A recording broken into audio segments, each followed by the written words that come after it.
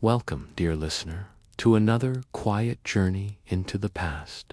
Today, we will wander through the slow, often overlooked moments of history, the ones that shaped lives, ideas, and the world we know, quietly and without fanfare. Here, time moves gently. We will linger in workshops, libraries, and sunlit streets, following ordinary people performing extraordinary acts of patience and care. So find a comfortable place, let your mind settle, and allow the stories of centuries past to unfold, slowly, like pages turning under candlelight. This is boring past times for sleep where history whispers, and you can drift into the calm rhythm of the past. There was a time, not so long ago, in the measured clock of human vanity, when a person's head was not simply covered, but transformed, built up with wool, hair, and powder into something grander than flesh. The Georgian world, with its measured steps, candlelit rooms, and faint scent of starch and lavender, carried this tradition to its most curious perfection. But the story of the powdered wig does not begin with elegance. It begins, rather uncomfortably, with lice in the mid-17th century. Long before the height of Georgian refinement, Europe had a problem with cleanliness, or rather, with what was thought to be water was distrusted. It was believed that bathing opened the pores, allowing disease to creep in. Physicians warned against washing the head too often, suggesting instead that one simply remove the hair altogether. And so many did. Gentlemen shaved their heads. Ladies cropped their hair short. Onto these bare scalps went wigs, practical at first and later fashionable by the time the Georgian era dawned in the early 18th century. The wig was not merely an accessory, but an identity. To appear in society without one was to seem unfinished. The powdered head was a kind of armor against odor, against social disgrace, and, perhaps most curiously, against time itself. Wigs were made from human hair when possible, though horsehair, goat hair, and even yak hair were used for cheaper versions. The best hair came from young women in the countryside, whose long tresses were sold by brokers and shipped to London or Paris. The hair was boiled, treated, and woven onto linen foundations by wig makers, skilled craftsmen who might spend days crafting the perfect curve of a curl. But wigs, like all things in the Georgian world, were more than simple objects. They were social declarations. A man's wig said as much about his class as his carriage or coat. There were periwigs for the courts, tie wigs for merchants, bob wigs for clerks, and Ramillies wigs for officers. A well-powdered wig suggested leisure, for only those who did not work with their hands could afford to coat their hair in flour and still move about gracefully, and that powder, that ubiquitous dust, carried its own strange significance. The powder was made, quite literally, from flour. Sometimes it was scented with lavender or orris root, sometimes colored faintly blue or gray to soften the brightness of the white. A valet or hairdresser would apply it using a bellows or puff, while the wearer held a cone of paper over their face to avoid choking. The powder settled onto the hair in a fine mist, dulling the sheen and giving that distinctive, ghostly look so familiar in Georgian portraits top to modern eyes. It might seem absurd, the endless preparation, the clouds of dust, the faint smell of starch and perfume hanging in the air. But, for the Georgians, it was a matter of hygiene and decorum. The wig allowed them to avoid direct washing of the scalp, and the powder absorbed oil and odor. In an age when soap was expensive and bathing rare, this was not a matter of vanity alone. It was a kind of cleanliness. Mourning in a Georgian household began with rituals, both ordinary and extraordinary. The wig stand stood beside the dressing table, its occupant resting overnight like a silent guest. Servants dusted and combed it carefully, shaking out the previous day's residue of powder and candle smoke. Sometimes the wig was freshened with vinegar or spirits of wine. Sometimes it was simply repowdered and brushed into shape. A gentleman might have several wigs, one for mourning, one for the evening assembly, and another for travel. Women, too, wore powdered hair, though their styles became increasingly elaborate. Towering constructions of hair, wire, and padding reached impossible heights, adorned with ribbons, miniature ships, and even bird cages. But beneath all the decoration, the principle remained the same: to create an idealized head, clean, composed, untouchable. The powdered wig was a paradox of its time. It symbolized refinement, yet it arose from fear of dirt, disease, and disorder. It was a mark of civilization built upon the absence of washing, and it was deeply hierarchical. The poor could not afford the time, materials, or servants needed to maintain one. For them, hair was functional, cut short, tied back, or covered with a cap. Meanwhile, in the houses of the elite, the ritual continued day after day. A gentleman might sit quietly while his valet applied powder, layer by layer, until the air shimmered faintly with dust. The process could take half an hour.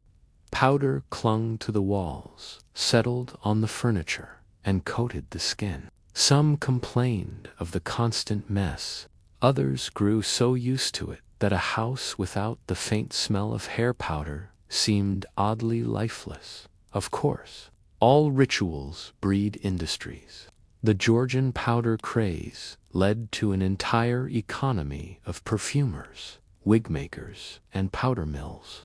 In London, the scent of flour mixed with the city's ever-present coal smoke. Entire streets housed wig makers' shops, their windows displaying heads adorned in the latest curls and cues. Advertisements promised powders that would refresh the peruke and sweeten the air. A good wig could cost more than a year's wages for a servant, and maintaining one required constant attention. There were practical concerns, too. Powdered wigs attracted vermin. To keep them fresh, wigs were often kept on stands covered with cloth or stored in wooden boxes lined with herbs, rosemary, lavender, or camphor. It was said that the best wig makers could identify a client's wig at a glance, by the faint scent and curl pattern alone. For all their elegance, wigs were heavy and hot. In summer, the wearer might sweat profusely beneath them. Some kept small sponges or linen pads between their scalp and the wig frame to absorb moisture. Others powdered their own heads before wearing the wig in the belief that it would keep lice at bay. These were the hidden discomforts of beauty, the dull daily negotiations between appearance and practicality. By the middle of the 18th century, wigs had become deeply entwined with Georgian identity. Judges wore them in court. Clergymen wore them in pulpits. Even portraits of scientists and philosophers show the same familiar curls, as though intellect itself required a powdered head. A man's wig was part of his moral fabric: neatness, control, and civility, all woven into a single object.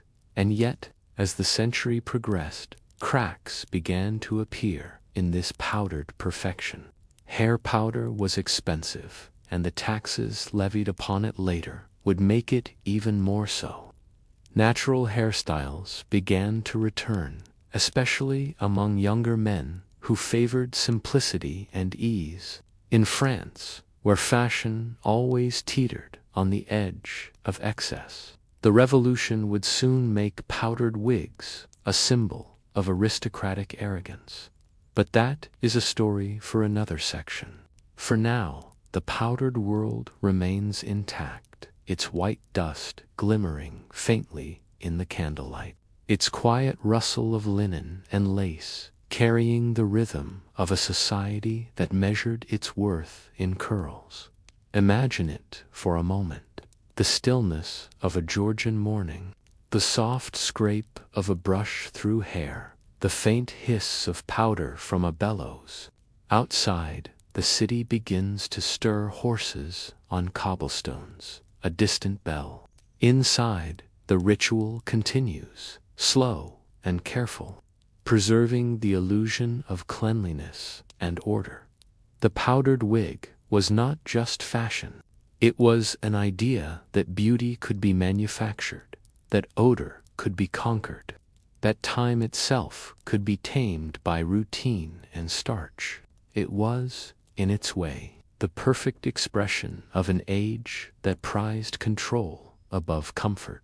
And yet one wonders, as the air filled with powder and the mirrors reflected those pale, polished faces, did anyone ever stop to ask what all that effort was really for?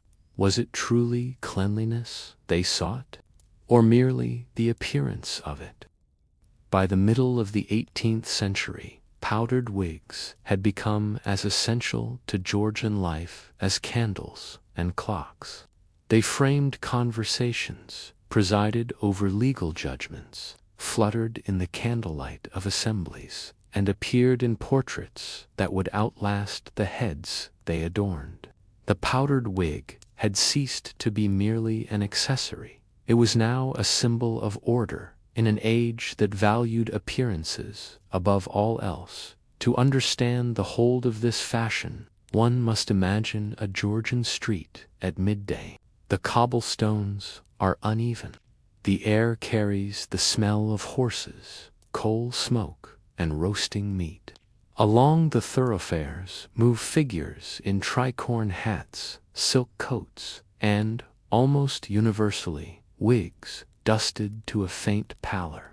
The white gleam of powder became the visual rhythm of the age, men and women moving like porcelain figurines through a world otherwise grimy and gray. Socially, the wig performed an invisible service. It smoothed over differences. A man of modest means might, with the right wig, appear respectable. A clergyman might project solemnity with his long, curled hairpiece. A judge's great white mass of curls carried authority far beyond his words. In a society preoccupied with hierarchy, wigs became both markers of class and instruments of disguise. A wig could elevate or betray. It could conceal baldness, poverty, or the simple discomfort of age. The professions each had their own styles. Lawyers wore full-bottomed wigs, enormous creations, cascading in tight curls over the shoulders. Clergymen preferred the smaller, simpler bob wigs. Army officers favored queues tied neatly at the nape of the neck. The differentiation was so strict that one could often guess a man's trade before he even spoke.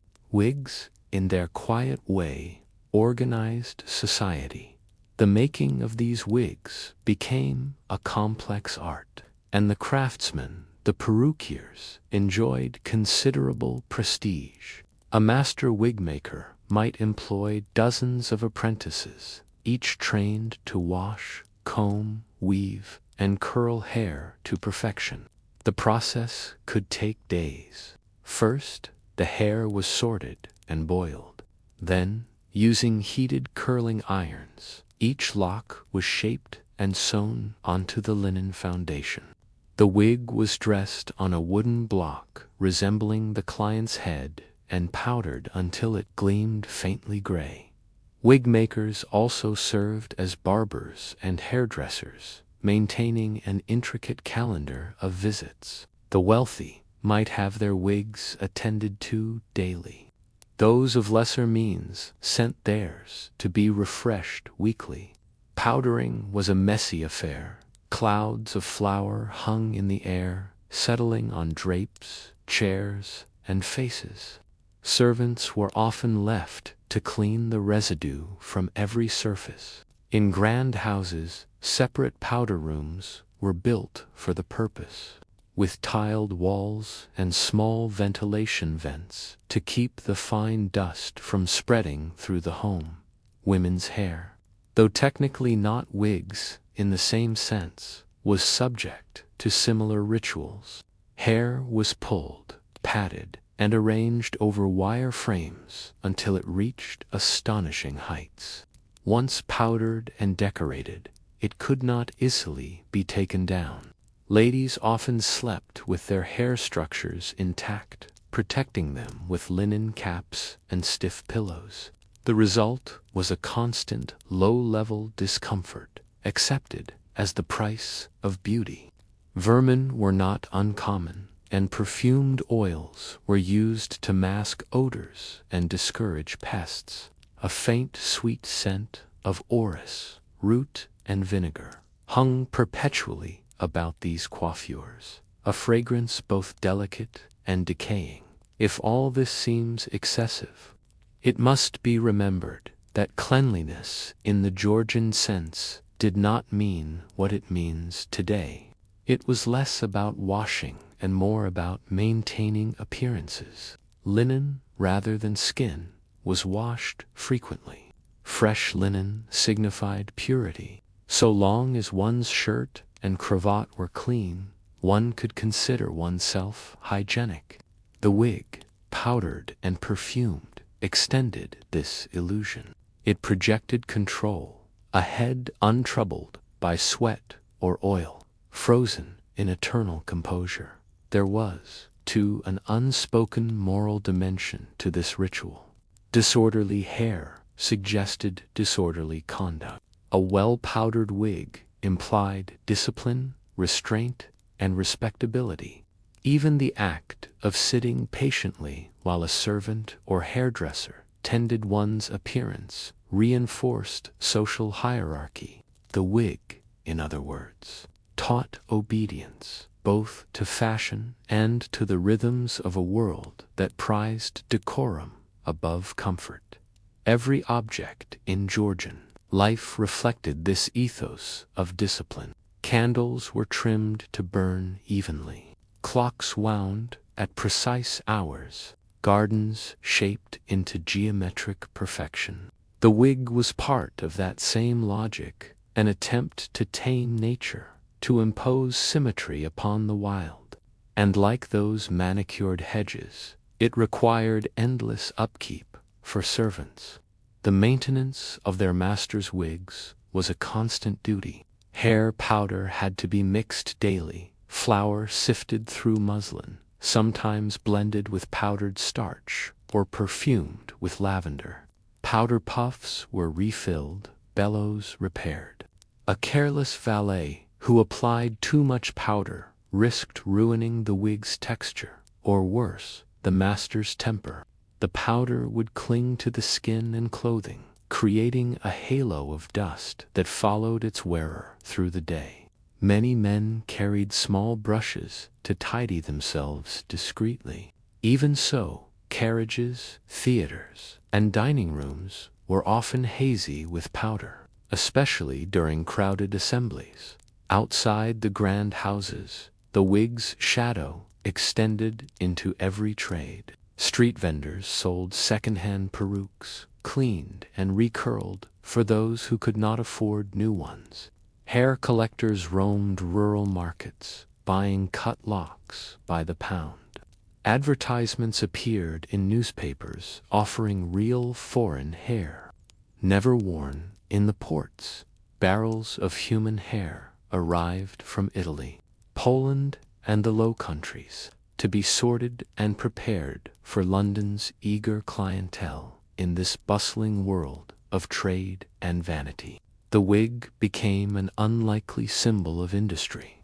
Even as philosophers debated liberty and science advanced through telescopes and steam engines, ordinary men and women spent hours managing the delicate architecture of powdered hair. It was a form of labor disguised as elegance, yet the powder carried a quiet consequence. As flour prices rose in the 1770s and 1780s, the practice began to draw criticism. Some saw it as wasteful, even immoral, to use food for vanity, while the poor struggled to eat. Satirical prints circulated, showing gentlemen puffing flour onto their heads, while beggars looked on hungrily. The image was not lost on a public growing more aware of inequality. Still, within drawing rooms and courts, the ritual persisted. A gentleman might rise early, don his dressing gown, and sit silently as his servant brushed out the wig. Powder would be applied, then shaken off gently. A small patch of white dust would settle on the floor. The wig was then arranged carefully upon his head, tied beneath the chin, and adjusted until the curls fell just so. The process was unhurried, the kind of slow, repetitive task that structured Georgian mornings. In portraits of the time, you can still see the serenity of that world, the soft light on powdered curls, the calm gaze of those who believed themselves perfectly composed. They look, to our modern eyes, almost like statues, but behind the stillness was an entire machinery of effort. Servants, artisans, merchants, and even farmers, all laboring invisibly to maintain that illusion of effortless grace. And beneath that grace was something more human, a desire for control in a world that often smelled of decay. Powder masked odor. It suggested purity. It gave form to the fantasy that, through ritual, one could rise above the machineries of life itself. But fashions, like powders, eventually settle and fade. By the late 18th century, as whispers of revolution reached across the Channel, the powdered head began to look less like refinement and more like relic. Simplicity became the new virtue. Natural hair, slightly tousled, seemed fresher, more honest. The winds of change carried the faint scent of reform and the beginnings of hygiene as we know it. Still, for a few decades more, the powdered world held its shape. The upper classes clung to their rituals, unwilling to let go of the delicate performances that defined them. In 1795, however, the British government imposed a tax on hair powder, a shilling per year for every user. The measure, designed to raise money for the war against France, also struck a symbolic blow. It made the powdered wig not only expensive, but unfashionable. The younger generation mocked it. Soldiers and sailors abandoned it. Within a few short years, the sight of a powdered head came to seem quaint, even absurd. But that decline, that gentle fading of starch and ceremony, belongs to another part of our story. For now, imagine one last Georgian evening. A gentleman stands before his mirror, candlelight glinting off glass and silver. His valet adjusts the bow at the back of the wig, straightens the collar, and steps back. The air is faintly misted with powder, the scent of lavender drifting like memory. Outside, the city hums, carts rattle, distant laughter echoes. and a fine white dust settles on every surface. Like snow that will never melt, the age of the powdered head is still alive, for the moment serene, immaculate, and unaware that its carefully combed perfection is about to be brushed away by history itself. For all its vanity and artifice, there is something touching about a world so devoted to keeping order, even when that order was only made of hair, powder, and the illusion of cleanliness. When the powder finally faded, what remained was not the scent of lavender, but the quiet question of why it mattered so much at all. Was the powdered world ever truly clean, or only perfectly arranged to appear so?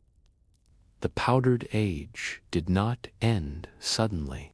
It faded, like flour settling after a gust of air, quietly, invisibly, until one looked around and realized the world was no longer white dot by the 1790s.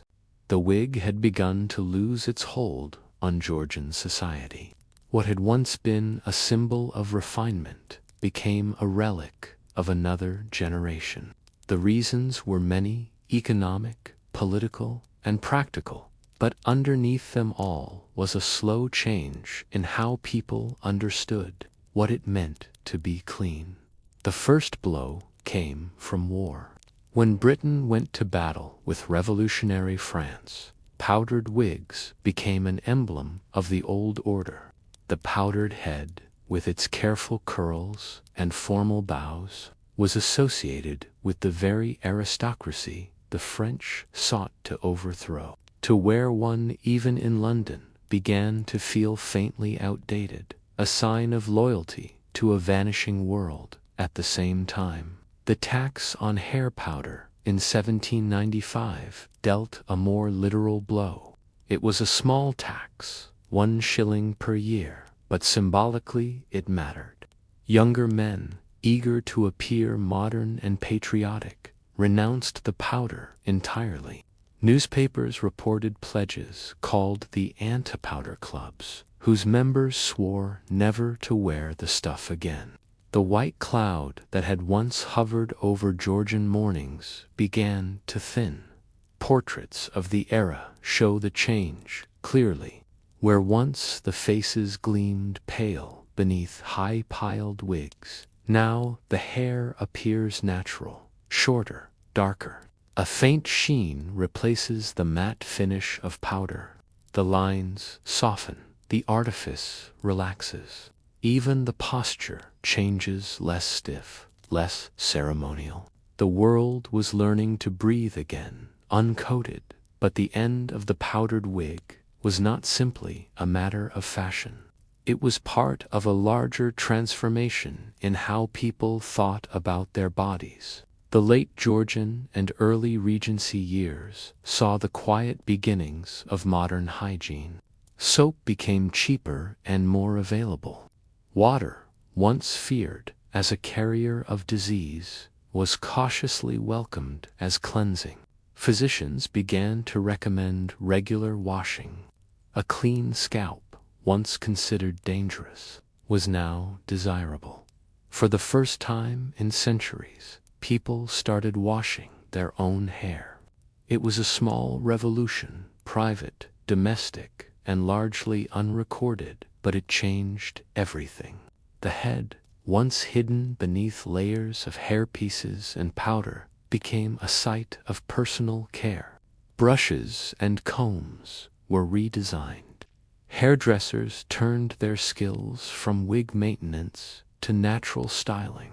The powdered head gave way to the brushed head, and with that, a whole world of ritual quietly dissolved. The powder rooms, with their tiled walls and bellows, were repurposed. Wig stands gathered dust.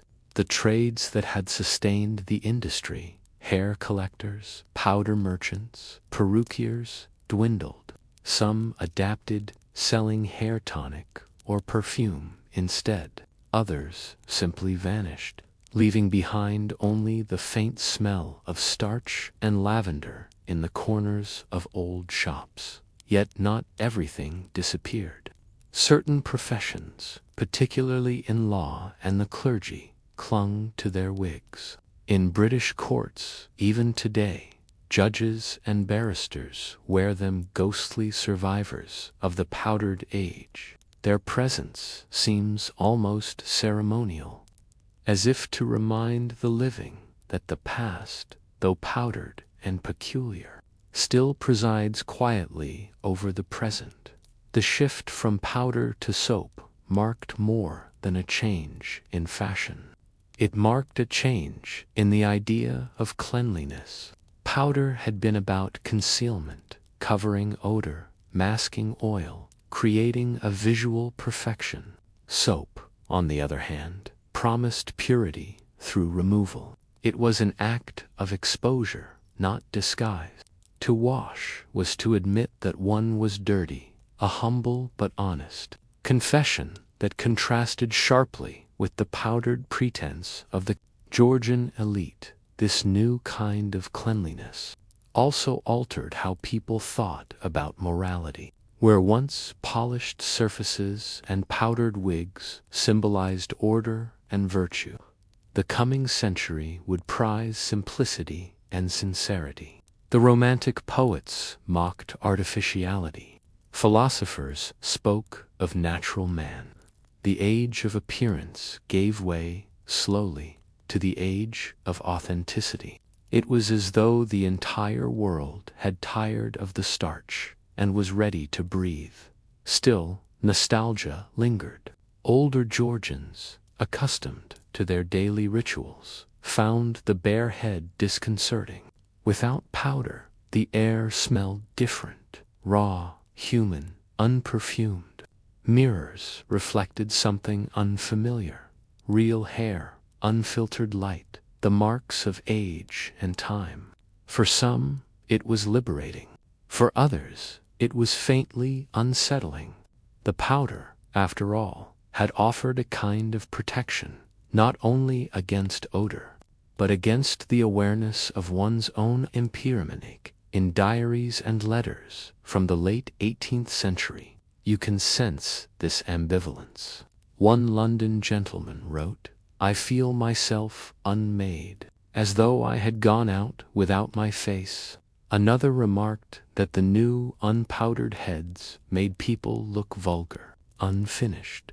But younger writers found it refreshing.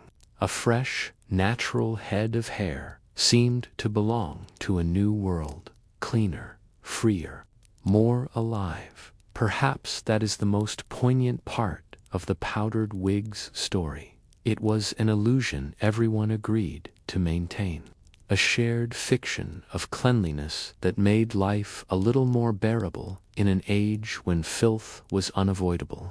To powder one's head was not simply vanity. It was a declaration of faith that order could exist amid decay, that humanity, with enough flour and patience, could stay ahead of the dirt. When the illusion ended, something was lost as well as gained.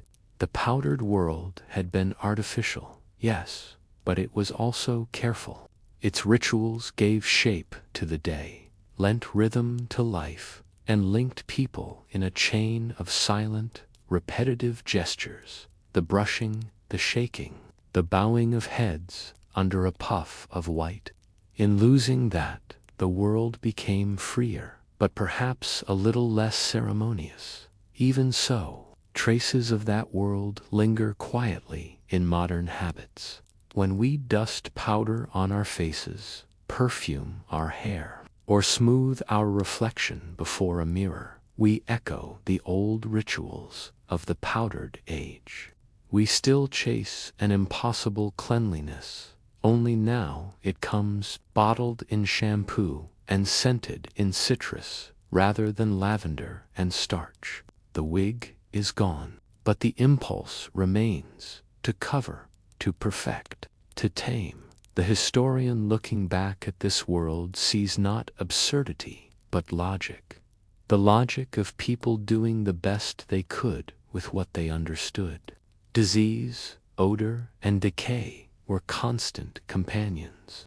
The powdered wig, heavy and impractical though it seems now, offered a defense against them, a soft, fragrant shield between the self and the unpleasant realities of life. It was, in a sense, a triumph of imagination over circumstance. When the last wig was laid aside and the first soap bubbles rose in its place, the world crossed a small but meaningful threshold, from concealment to cleansing, from powder to water. The change was gradual, unnoticed by most, yet it signaled the beginning of something recognizably modern. Cleanliness would no longer be powdered on but washed in. And so, as we leave the powdered world behind, it's worth pausing to remember the quiet dignity of its rituals. The faint sound of a brush through hair, the patient hand of a valet, the white mist hanging in the sunlight, briefly luminous before settling into nothing.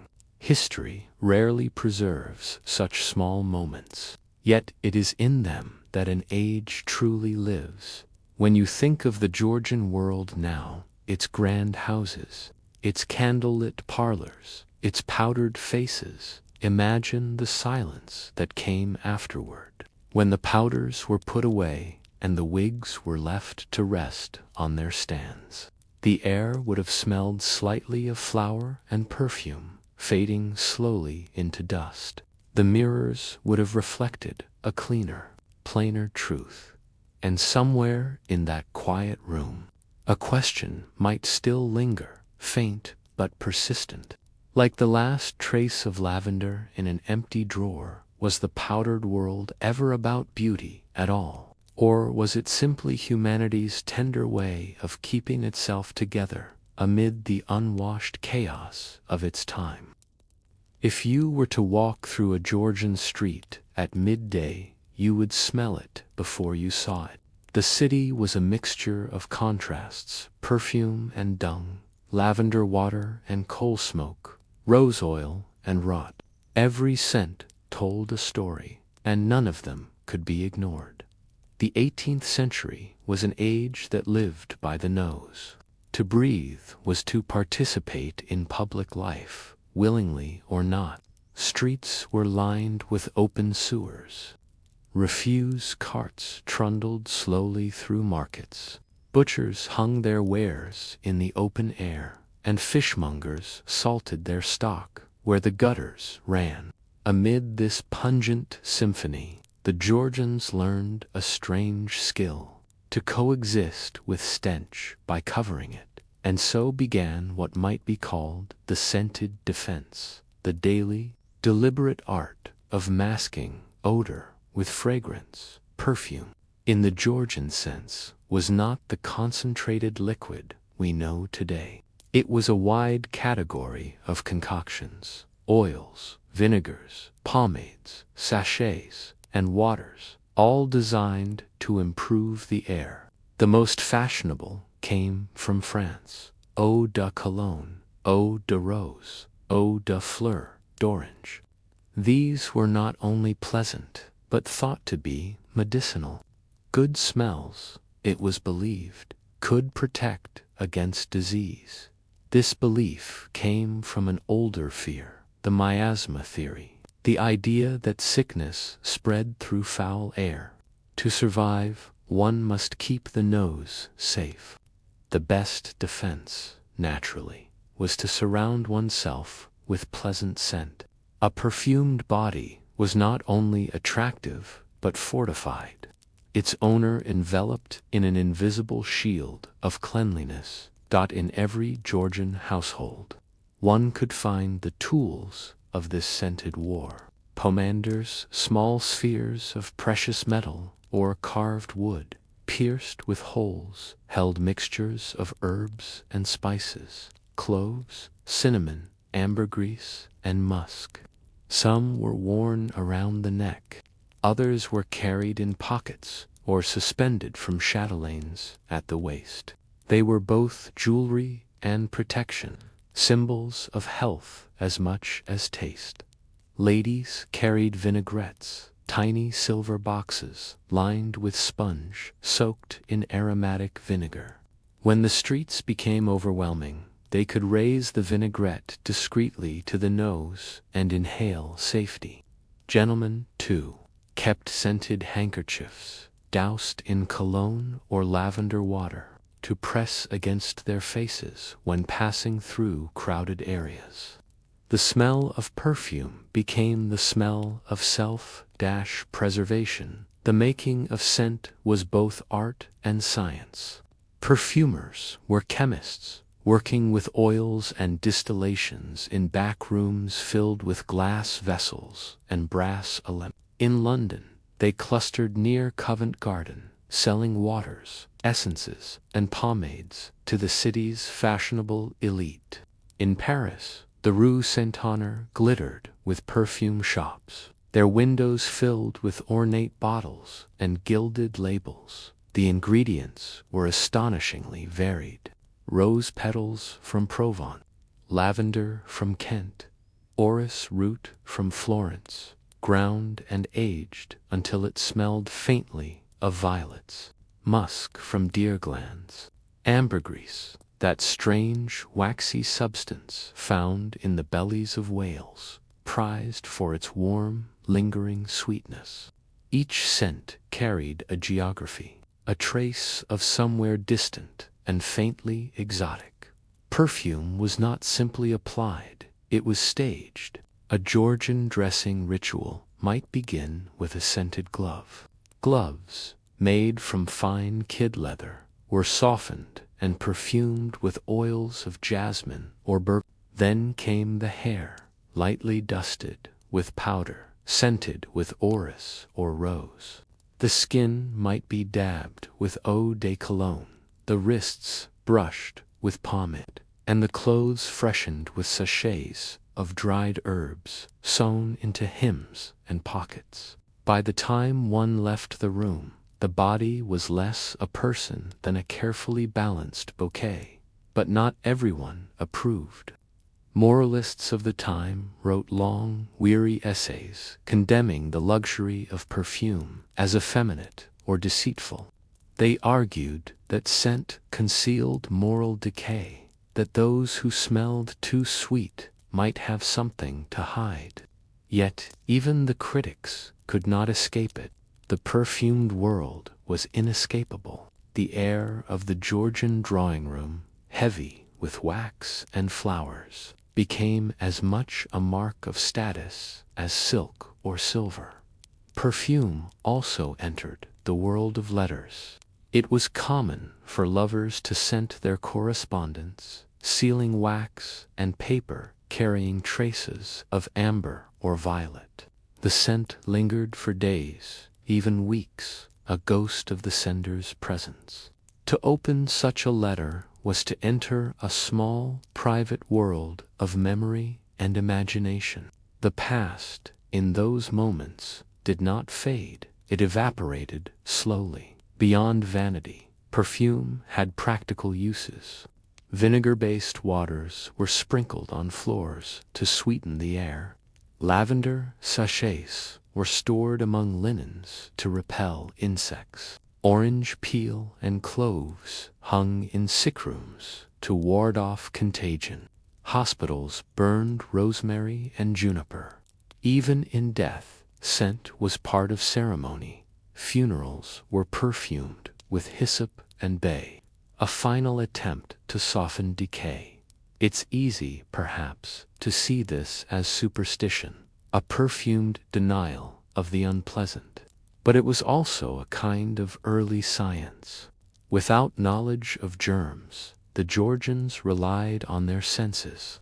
They believed what their noses told them, that foul air meant danger, and fragrance meant health.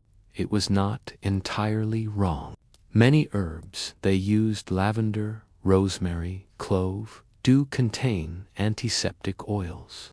The scented defense, in its own quiet way, worked. Still, there was something melancholy in it, this endless covering of scent over stench. Beauty overwrought. The Georgians built entire rituals around fragrance, yet they could never escape the underlying truth that their cities still reeked. Perhaps that was why they loved perfume so much. It allowed them to imagine, for a few hours, a cleaner, gentler world. In this scent became a form of storytelling.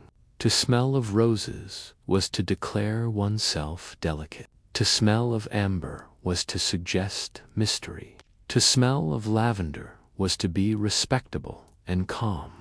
Scent could say what words could not. It lingered, it persuaded, it haunted. A well-chosen perfume was both armor and identity. Even the architecture of scent was carefully managed. Georgian homes had scent hierarchies, strong smells for hallways, gentler ones for bedrooms, citrus for summer, spice for winter. Visitors were greeted by fragrance before conversation. The wealthy employed servants specifically to maintain this invisible atmosphere, airing rooms, burning herbs, refilling bowls of potpourri.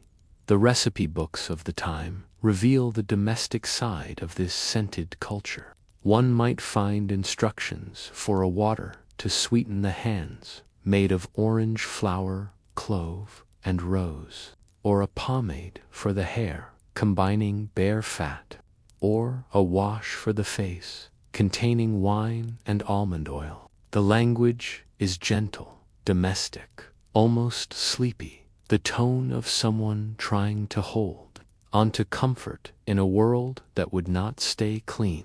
But perfume had another side, one less polite. Many scents, especially musk and ambergris, were considered sensual, even indecent. Their warm animal undertones blurred the line between health and desire. A woman wearing ambergris might be admired or judged, depending on who noticed. The body that smelled too vividly of musk was one that refused to disappear into propriety. Perfume, for all its sweetness, carried danger. This tension between virtue and indulgence, health and vanity, defined the Georgian relationship with scent. It was both moral and material, both shield and seduction. In a sense, perfume was the perfect metaphor for the age itself, elegant on the surface, uncertain underneath, forever trying to cover the smell of something unpleasant, yet deeply human. And so the Georgians perfumed everything, their hair, their gloves, their sheets, even their pets. They perfumed mourning bands and funerary wreaths, turning grief itself into a fragrant ritual. They perfumed masks worn at the theater and handkerchiefs waved at assemblies. The scent followed them everywhere, a soft haze between person and world. If you imagine it now, walking into a Georgian ballroom, candlelight trembling in chandeliers, violins whispering through the air, you can almost smell it, the sweetness of orris, the warmth of amber, the sharpness of citrus. 1,000 people moving together, every breath a mingling of perfumes, every sigh scented with fear of the unwashed beyond the door. And perhaps, as the night drew on, someone might pause near an open window to catch a breath of real air, heavy with city smells and wonder for just a moment, which was the truer world, the perfumed dream inside, or the living, breathing stench outside.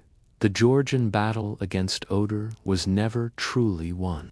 It was a truce, delicate, fragrant, temporary, but in those careful rituals of scent, one can glimpse something enduring, humanity's wish to make beauty from necessity, to turn the unbearable into the bearable through the smallest of gestures. Perfume was, in the end, another kind of powder, invisible this time, but serving the same purpose, to make life smell a little cleaner than it was. And yet one question lingers softly as the air settles around this perfumed world, when everything is scented to seem pure. Can we still tell what purity really smells like? The Georgian perfume bottle, small and glittering on a lady's table, was the end of a very long journey. Before the liquid touched a wrist or handkerchief, it had crossed oceans and empires.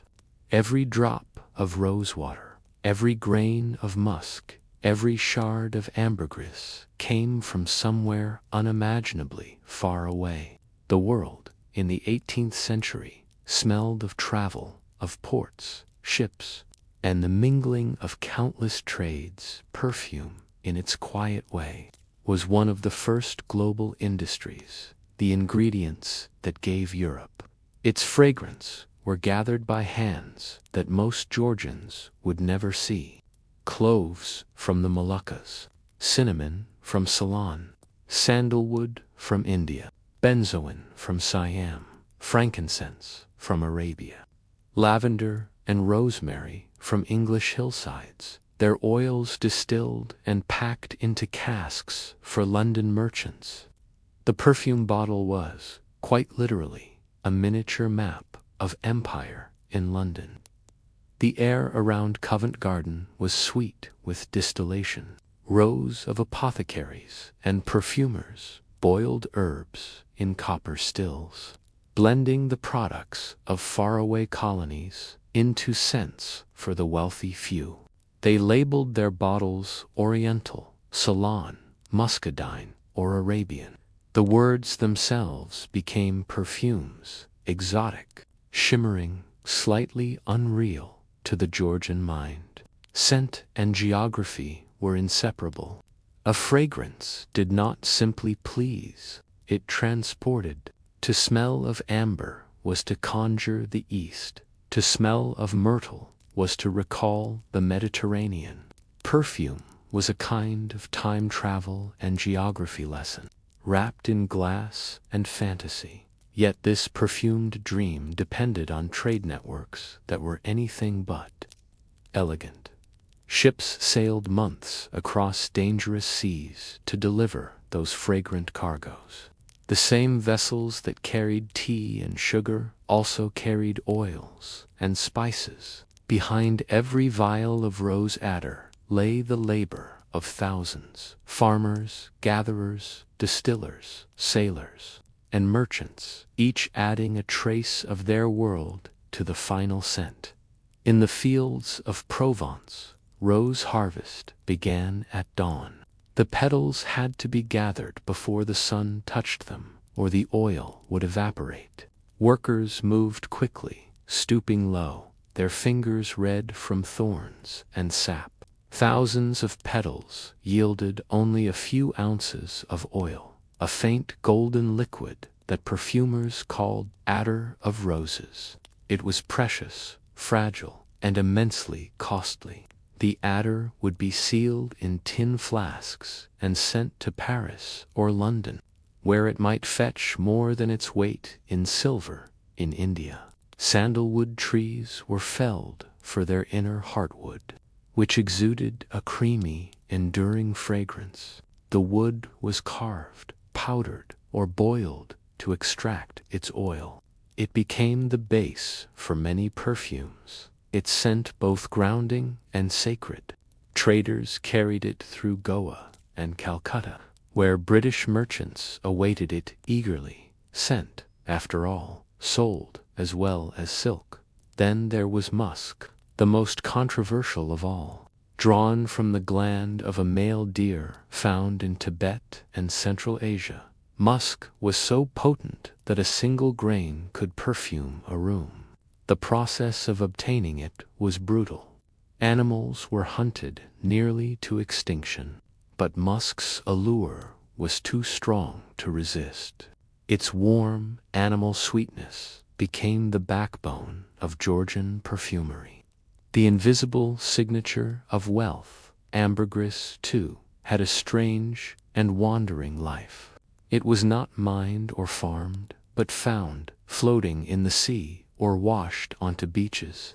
Sailors who stumbled upon a lump of it could become rich overnight. Its scent, musky and marine, deepened with age. Perfumers prized it as a fixative, a substance that made other scents last longer. In a way, ambergris was the perfume's memory, the thing that kept it from fading too soon. This global web of fragrance blurred the line between luxury and necessity. For the wealthy Georgian, scent was a pleasure. For the empires that supplied it, scent was business. The East India Company, for instance, shipped not only spices and textiles, but also raw materials for perfume. Colonial administrators wrote home about fine essences and odoriferous gums. Every exotic scent that wafted through a London parlor had likely passed through the hands of empire in this way. Perfume was both innocent and imperial, a luxury built on invisible labor. The wearer might not think of the people who harvested flowers or hunted deer, but the world's scent was changing because of them. Fields once devoted to food were turned to fragrant crops. Local traditions of distillation were reoriented toward European tastes. Even smell became colonized.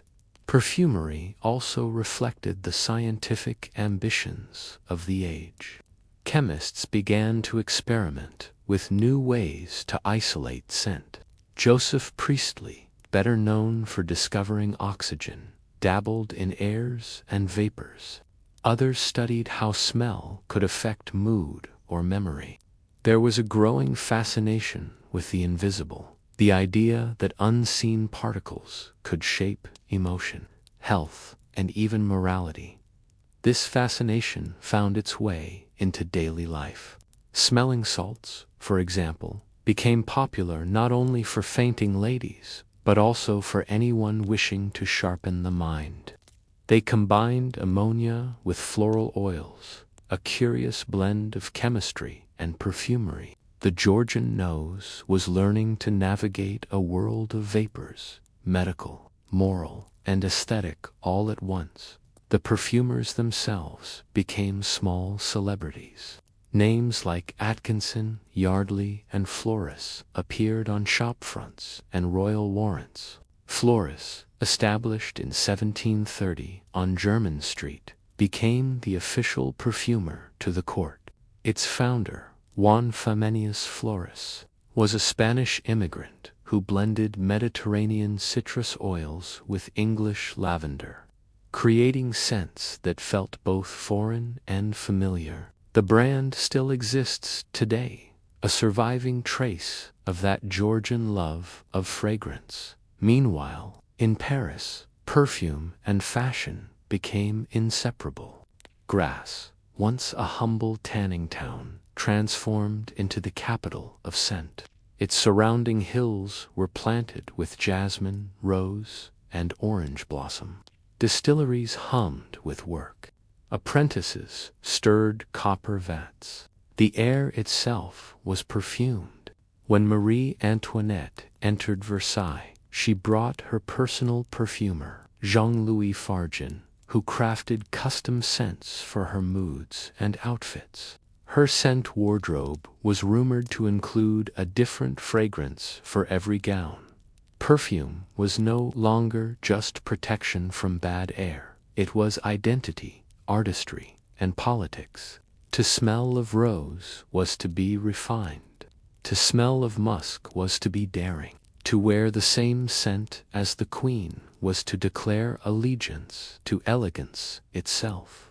Yet, as the century wore on, the perfume trade began to expose a contradiction. An age obsessed with purity depended on the spoils of a world growing increasingly polluted, not just with smell, but with greed. There was a quiet irony in this. The same merchants who sold delicate rosewater also imported tobacco and sugar, goods that stained air and teeth alike. The same ships that carried lavender oil returned laden with gunpowder. Even in its most refined forms, Georgian scent carried traces of smoke and toil. By the late 18th century, new synthetic chemicals were beginning to appear. Chemists discovered how to extract specific molecules from plants, isolating the essence of scent itself. This marked the slow beginning of the modern perfume industry. But for now, the Georgians still lived in a world of natural fragrance, where every aroma was fleeting, handmade, and slightly imperfect. And it was that imperfection that made it human. When you imagine a Georgian perfumer at work, bent over glass flasks, stirring oils by candlelight, you might see the world's history swirling in miniature. Empire, trade, art, and vanity distilled into a single drop of scent. The bottle on the dressing table held not just perfume, but evidence of how far the human desire for beauty could travel. Yet one could wonder, did the people who wore these scents truly know what they were wearing? Could they smell the ocean winds that had carried the cloves? The sweat of the harvesters who picked the jasmine? The smoke of the ships that crossed the world to bring them rose and musk? Every fragrance, if one leaned close enough, might have carried a faint undertone of distance, a ghost of the journey it had taken. Perfume, in the Georgian age, was more than a pleasure. It was a map, an empire, and a promise that beauty could be bottled, that the world could be tamed and made to smell sweet. But as the empire expanded and the air grew ever heavier with scent and soot alike, another thought began to stir among thinkers and physicians, one that questioned the wisdom of this perfumed veil. If clean air could not be found, could it at least be created? And what then would become of the old scented world? There is something haunting about the moment when a smell disappears. By the early 19th century, the air of Europe was beginning to change. The grand perfumes of the Georgian age, musk, amber, rose, still lingered in parlors and boudoirs. But outside, something new was in the wind. Soap. Clean, plain, unscented soap. The story of this transformation is not one of fashion alone, but of faith, a new belief in what cleanliness meant. Throughout the 18th century, Georgians had battled odor as if it were sin. They masked it, disguised it, and carried pomanders against it. To smell sweet was to be safe, civilized, even virtuous. Yet the very act of covering smell had begun to reveal its limits. The perfume might be pleasant, but the world beneath it still rotted. The scented glove could not hide the soot that blackened the city, nor could lavender water erase the stench of sewage running through the Thames. And so, quietly at first, the idea of washing, real washing, began to return. It started with water. For most of the Georgian era, frequent bathing had been viewed with suspicion. Doctors warned that too much exposure to water could weaken the body or open the pores to disease. Airing the body, not washing it, was the preferred method of hygiene. The upper classes changed linen frequently, believing that clean fabric drew away impurities. Soap was for laundry, not skin. But by the turn of the 19th century, medical thinking shifted. Physicians began to argue that dirt itself, not miasma, might cause illness. The link between sanitation and health was still imperfectly understood, yet the intuition was growing stronger. Cleanliness, it turned out, might be more than cosmetic. It might be life-saving. With this revelation, perfume's reign began to fade. Where once people doused themselves in floral waters, they now sought plain, neutral freshness. The new ideal was not to smell of roses, but of nothing at all. Clean became a scent in its own right, invisible, moral, and modern. Soap manufacturers seized upon this change. By the early 1800s, British firms such as Pears began advertising transparent soap as both a luxury and a virtue. Their posters showed cherubic children and spotless hands glowing with purity.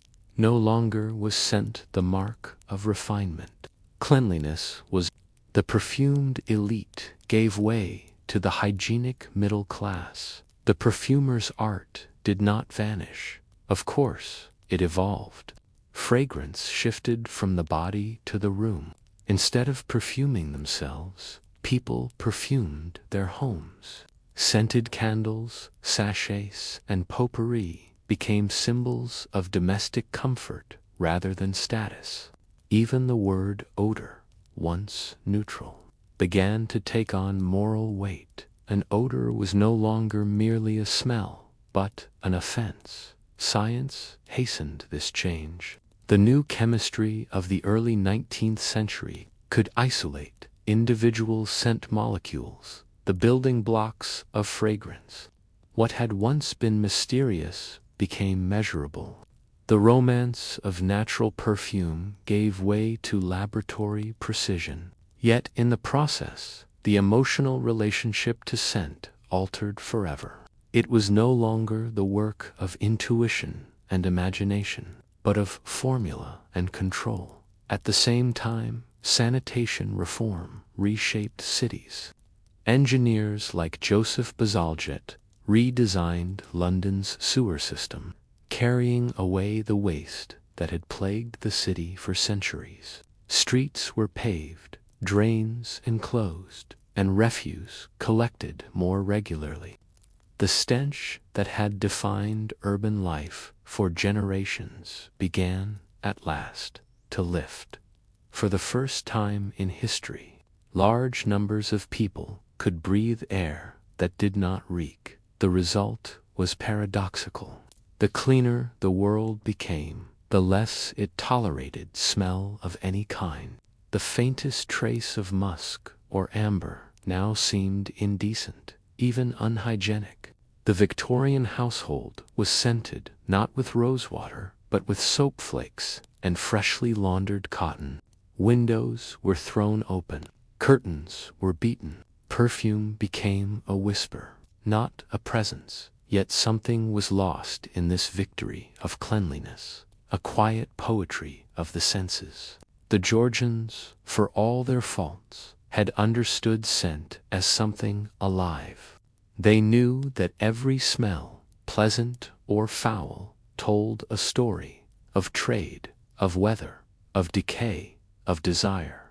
To them, fragrance was a dialogue between body and world. When they perfumed themselves, they were not hiding from life, but negotiating with it, softening its rough edges, transforming necessity into art. The modern age, by contrast, came to treat smell as an enemy. The nose, once the guide of survival and pleasure, was disciplined into silence. Public spaces were to smell of nothing. Bodies were to smell of soap. It was an enormous achievement and a quiet diminishment. But the fading of the perfumed world was not just cultural. It was emotional. As cities grew cleaner, they also grew lonelier. The perfumed intimacy of letters, of scented gloves and handkerchiefs disappeared. Lovers still exchanged words, but the memory of scent, that invisible signature of affection, faded. The olfactory world, once dense and personal, became thin and impersonal. Even the language of scent changed. Where the Georgians spoke of ambergris and violet, the Victorians spoke of sanitation and purity. The perfume bottle, once an emblem of curiosity, and sensual imagination, became a relic of a bygone world, and yet a few traces remained, like the lingering note of orris root in an old chest of drawers. High society still clung to its perfumes, but in more restrained forms. Floral waters, colognes, and faint citrus blends replaced the heavy musks of the past. The very word perfume began to sound old-fashioned. Toilet water and freshener were more acceptable. The shift in language mirrored a shift in values, from pleasure to propriety, from abundance to restraint. Meanwhile, the science of smell continued to evolve. By the mid-19th century, the germ theory of disease overturned the old miasma belief entirely. Smell, people realized, did not spread illness. Microbes did. This revelation, ironically, freed scent from centuries of superstition. Perfume no longer needed to protect the body. It could exist purely for enjoyment. But by then, the cultural appetite for strong fragrance had waned. The modern nose had been retrained to prefer air, clean, sharp, unadorned. It is strange to think that humanity's oldest sense, the one that guided our ancestors to food, shelter, and love, was so easily subdued by the promise of sterility. Yet, perhaps, that was the price of progress. The scented defense, which once guarded against disease, was replaced by plumbing, soap, and science. The battle against stench was won, but at the cost of mystery. Still, the story of perfume did not end. It merely changed direction. In laboratories, chemists like Auguste Piver and later Francois Cote began experimenting with synthetic notes, recreating nature's scents in stable, affordable form. These new perfumes no longer depended on distant trade or animal extraction. They were democratic, modern, and precise. The perfumed empire became industrial. But in the quiet corners of memory, something of the old world survived, a longing for fragrance as experience rather than adornment. Every whiff of violet water, every forgotten sachet found in an antique drawer, carries the ghost of the Georgian age, a time when scent was not merely worn, but lived to walk through that age again. Even in imagination, is to step into an air thick with stories. The powdered wigs, the scented letters, the pomanders and perfumes, all of it part of a world trying desperately to be clean without yet knowing how. A world where smell was not an afterthought, but a way of feeling alive. And so the perfume faded, as all scents do, slowly, imperceptibly, leaving only the faintest trace, a memory, not of what was sweet, but of what was once believed, that through fragrance one might outwit decay, and through beauty one might survive it. The age of perfume gave way to the age of cleanliness. But as modern life filled with the scent of nothing at all, one cannot help but wonder, when the world finally learned to wash itself clean, did it also wash away some part of what made it human? If you were to step into a Georgian bedroom at dawn before the fire was lit, you would see a curious ritual of cleanliness taking place, one that involved almost no water at all. The room would be cool, the air faintly scented with lavender and starch. On the dressing table stood a porcelain basin, a pitcher of cold water, and a small stack of linen cloths. Beside them, a bar of soap, pale, unused, more ornament than tool. The person preparing for the day would begin not by washing, but by changing. Cleanliness, in the 18th century, began not with soap, but with linen The Georgians believed that dirt clung to fabric, not skin. Changing one's shirt or chemise was, therefore, the same as cleansing the body. Linen was thought to draw out impurities through the pores, a kind of invisible filtration system. The wealthy changed linen daily, or even twice a day. The poor less often, but with the same logic. Fresh linen meant fresh skin, even if the skin itself was rarely touched by water. To us, this might sound paradoxical. How could one feel clean without washing? But for Georgians, the idea made sense. Too much water, they feared, could be dangerous. Physicians warned that bathing opened the pores, allowing disease to enter. Cold water might chill the humors. Warm water might weaken the nerves. In an age still haunted by miasma and imbalance, the safest body was a dry one. And so, the Georgian wash was a performance of restraint. A servant might pour a small amount of water into the basin. The master or mistress would dip a corner of the cloth, dampen the face and hands, and wipe gently, never scrubbing, never soaking. It was a symbolic gesture, a ritual refreshment rather than a true wash. The towel, rather than the soap, did most of the work.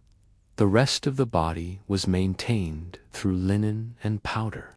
For men, this meant changing shirts and stockings frequently. For women, chemises and petticoats.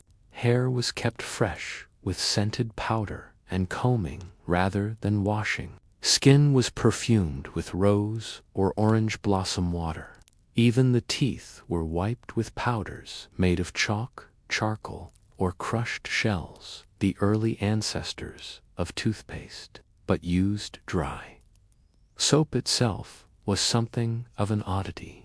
It existed, of course, soft soaps made from animal fat and lye, or hard soaps scented with herbs, but it was not yet a daily necessity. It was harsh, often yellow or brown, and carried a faint smell of the tallow from which it was made.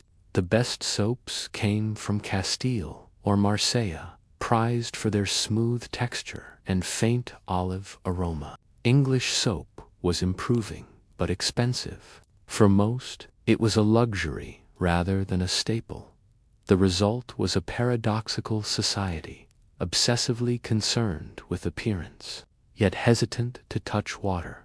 The same people who powdered their wigs white and carried silver vinaigrettes might go months without a full bath, and yet they did not consider themselves unclean. Cleanliness to them was a moral and visual condition, a matter of order, fabric, and restraint. This dry cleanliness had its logic. Water, especially in cities, was not to be trusted. Wells were often contaminated, and rivers doubled as sewers. Drawing a bath could mean immersing oneself in sickness. Even in country estates, water had to be carried, heated, and poured, a laborious task that required servants, time, and fuel. A quick linen change was far simpler. Still, some found pleasure in partial washing. Washing the face was common, even refreshing. A dash of cold water was believed to brace the spirits. Hands were rinsed before meals. Some even kept lemon slices on hand to rub over fingers after eating, both for scent and cleanliness. But a full immersion, a bath, was something else entirely. An act viewed with equal parts suspicion and fascination. Public baths did exist, relics of older traditions. In cities like Bath or Tunbridge Wells, mineral springs were praised for their healing powers. People visited to take the waters, either by drinking or bathing in them, but always under medical supervision. Bathing was medicine, not recreation. To bathe privately, at home, without a doctor's advice, was considered eccentric. even reckless. Yet beneath this caution lay curiosity.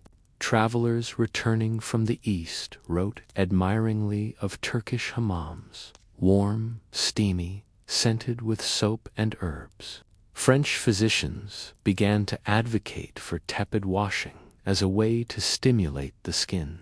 Gradually, very gradually, the idea of bathing began to stir again in the public imagination. Cleanliness, some argued, might be not only safe but invigorating.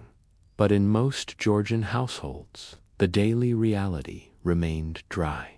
Morning began with a linen change, a damp cloth, and perhaps a dab of perfumed vinegar behind the ears. The scent of lavender hung in the air, mingling with the faintly soapy smell of starch and candle wax. To us, it might seem incomplete, a cleanliness imagined rather than achieved. But for them, it was. It kept order, prevented offense, and preserved dignity. There is something almost meditative in that restraint, a rhythm of maintenance, quiet and deliberate. To clean without washing was to live within limits, to accept the world's imperfection while maintaining grace. Perhaps that is why the Georgian toilette, despite its oddities, feels oddly serene, a performance of care within a world that could not yet promise purity. And yet, cracks were beginning to appear in this philosophy. As science advanced and travel broadened perspectives, whispers of doubt began to circulate through polite society. Could linen alone truly cleanse?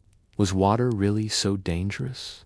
The Enlightenment mind, so fond of experimentation, began to ask these questions with growing curiosity. Some reformers even began to bathe cautiously, privately, and very occasionally.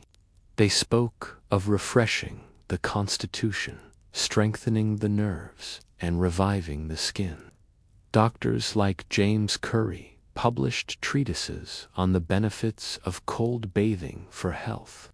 Meanwhile, new kinds of furniture began to appear: portable tin baths, folding washstands, and ceramic pitchers designed for individual use. Cleanliness was becoming, slowly, a personal matter rather than a public spectacle. And so the scene at the Georgian washstand began to evolve. The porcelain basin filled a little deeper. The towel grew wetter. Soap, once ornamental, began to lather faintly. It was the beginning of a new relationship with water, hesitant but inevitable.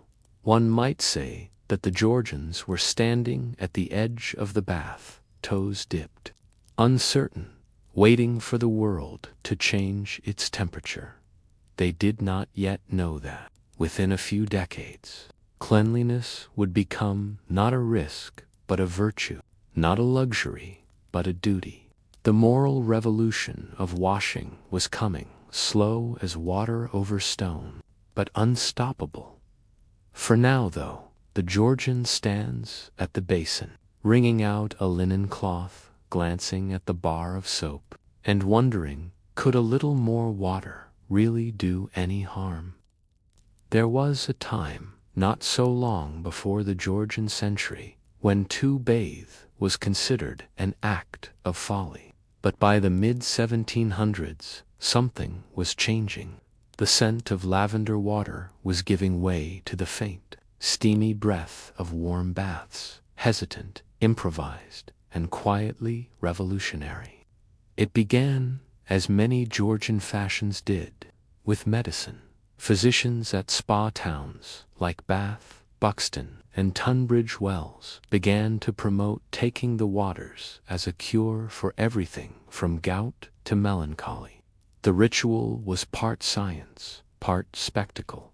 Patients would travel for days, rent small apartments near the baths, and spend weeks following strict regimens of soaking, sipping, and strolling.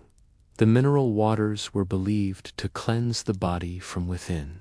restoring the balance of humors that defined health. But beneath the medical language, a subtler transformation was occurring. People were learning to associate bathing not with danger, but with healing, even pleasure. At bath, the ritual began before dawn. Servants would carry towels and robes through narrow corridors scented with sulfur. The air trembled with steam and murmured conversation. The wealthy descended marble steps into warm, mineral-rich pools, their wigs removed, their dignity softened by mist. Some floated silently, eyes closed. Others chatted, half immersed in the ghostly light filtering through high windows. Here, for the first time in centuries, water touched bare skin without fear. Of course, not everyone embraced it. The town's moralists frowned at the mingling of classes in the pools. Gentlemen beside merchants, duchesses beside servants. And yet, the novelty was irresistible.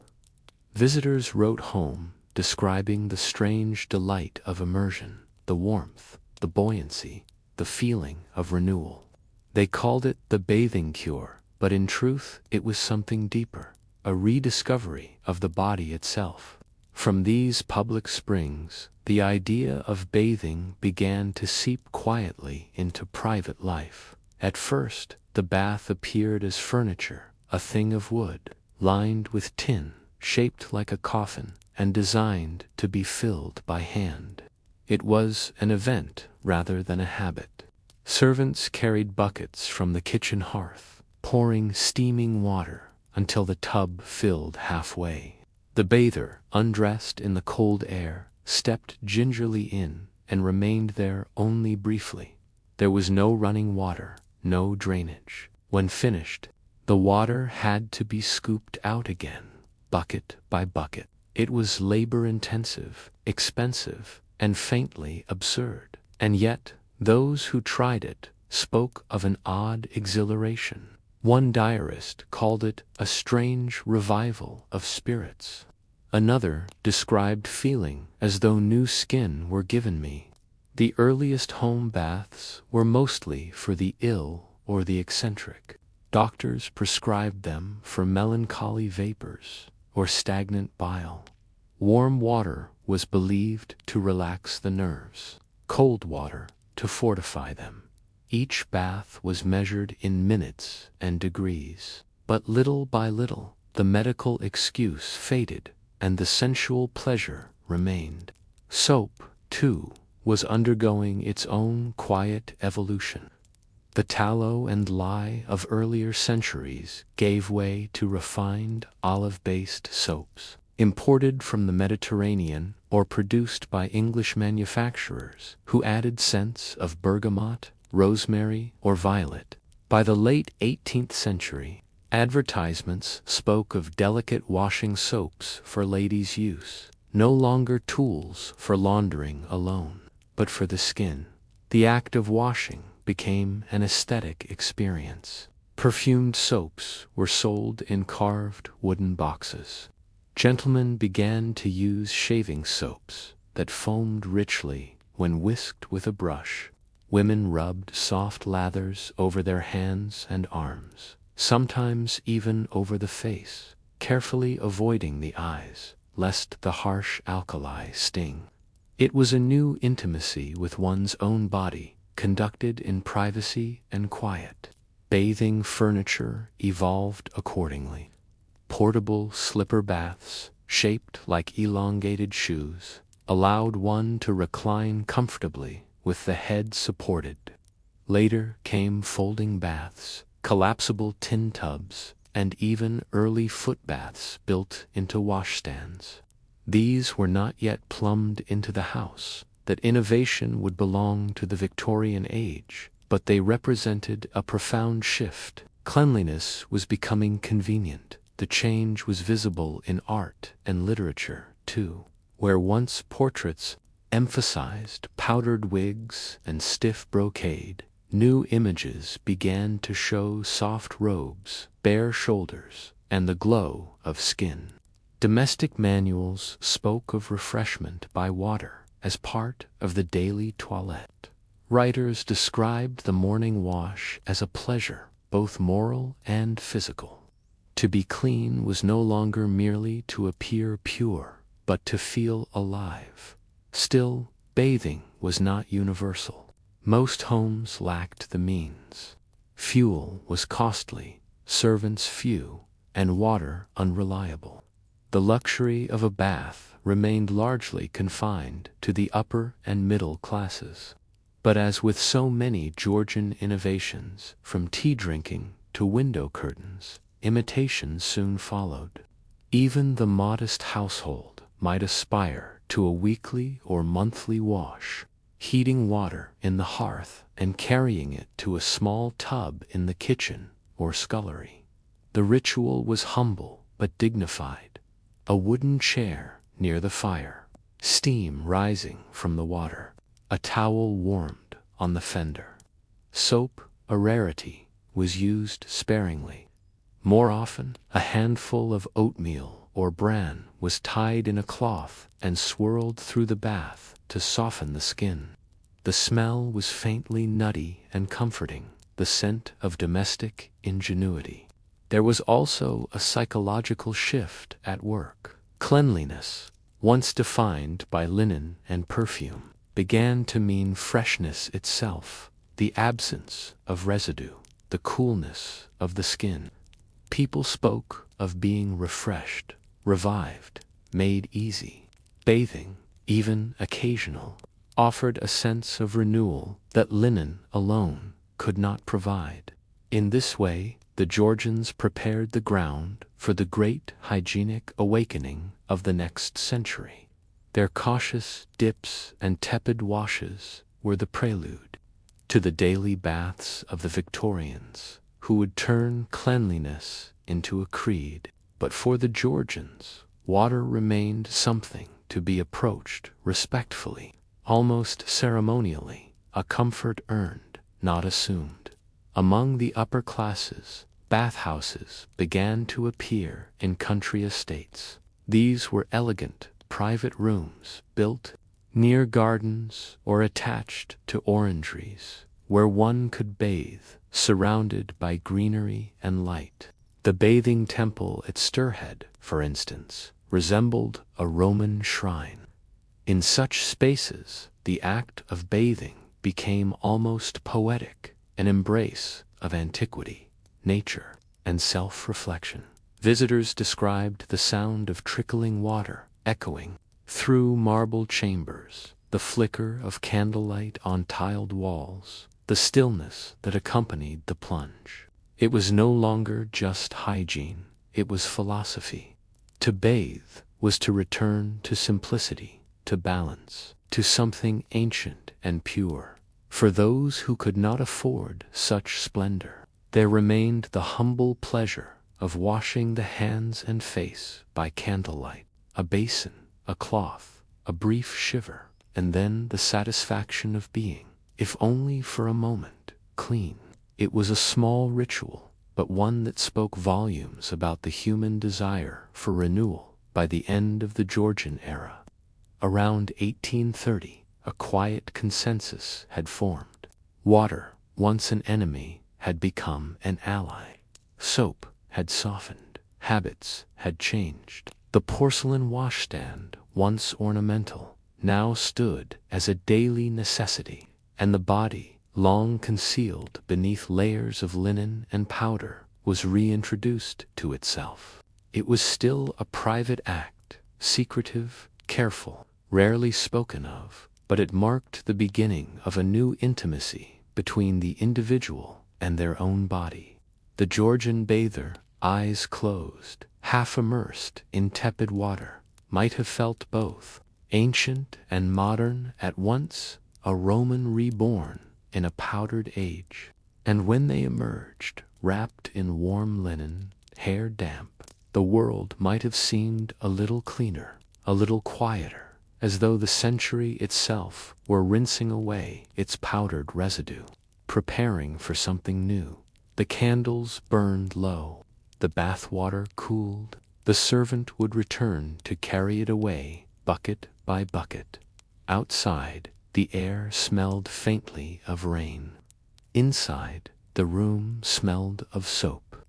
By the final decades of the 18th century, the Georgian world had begun to regard water with a new kind of reverence. It was no longer only for washing linen or easing rheumatism at spa towns. It had become, quietly but powerfully, a metaphor for purity, virtue, and civility itself. This transformation did not happen in a moment. It flowed slowly, like water finding its way through cracks in old stone. To be clean had once meant to be respectable. Now, it began to mean something inward, a sign of moral order, of discipline, of care for one's own self and others. Cleanliness, the Georgians decided, was not just a matter of soap. It was a philosophy. You might have noticed how the language of cleanliness had already crept into speech. A man might be described as having clean habits, meaning he was honest and orderly. A woman might be praised for her fresh appearance, implying virtue as much as hygiene. The metaphors multiplied: clear conscience, spotless reputation, washing one's hands of guilt. These phrases were not invented in the Georgian age, but they found new resonance there in drawing rooms filled with linen, lavender, and light. The age prized moderation in manners, in diet, in thought. Water, used sparingly and methodically, fit neatly into this ethic. The Georgian bather was not a hedonist, he was a moralist of the senses. To cleanse the skin was to discipline the body. To rinse the hands was to honor civility. Even the smallest ritual, washing before dinner, brushing the teeth with chalk powder, rinsing the face with rose water, carried a quiet sense of virtue. In this way, cleanliness began to merge with character. Moralists and essayists of the period often linked outer purity with inner worth.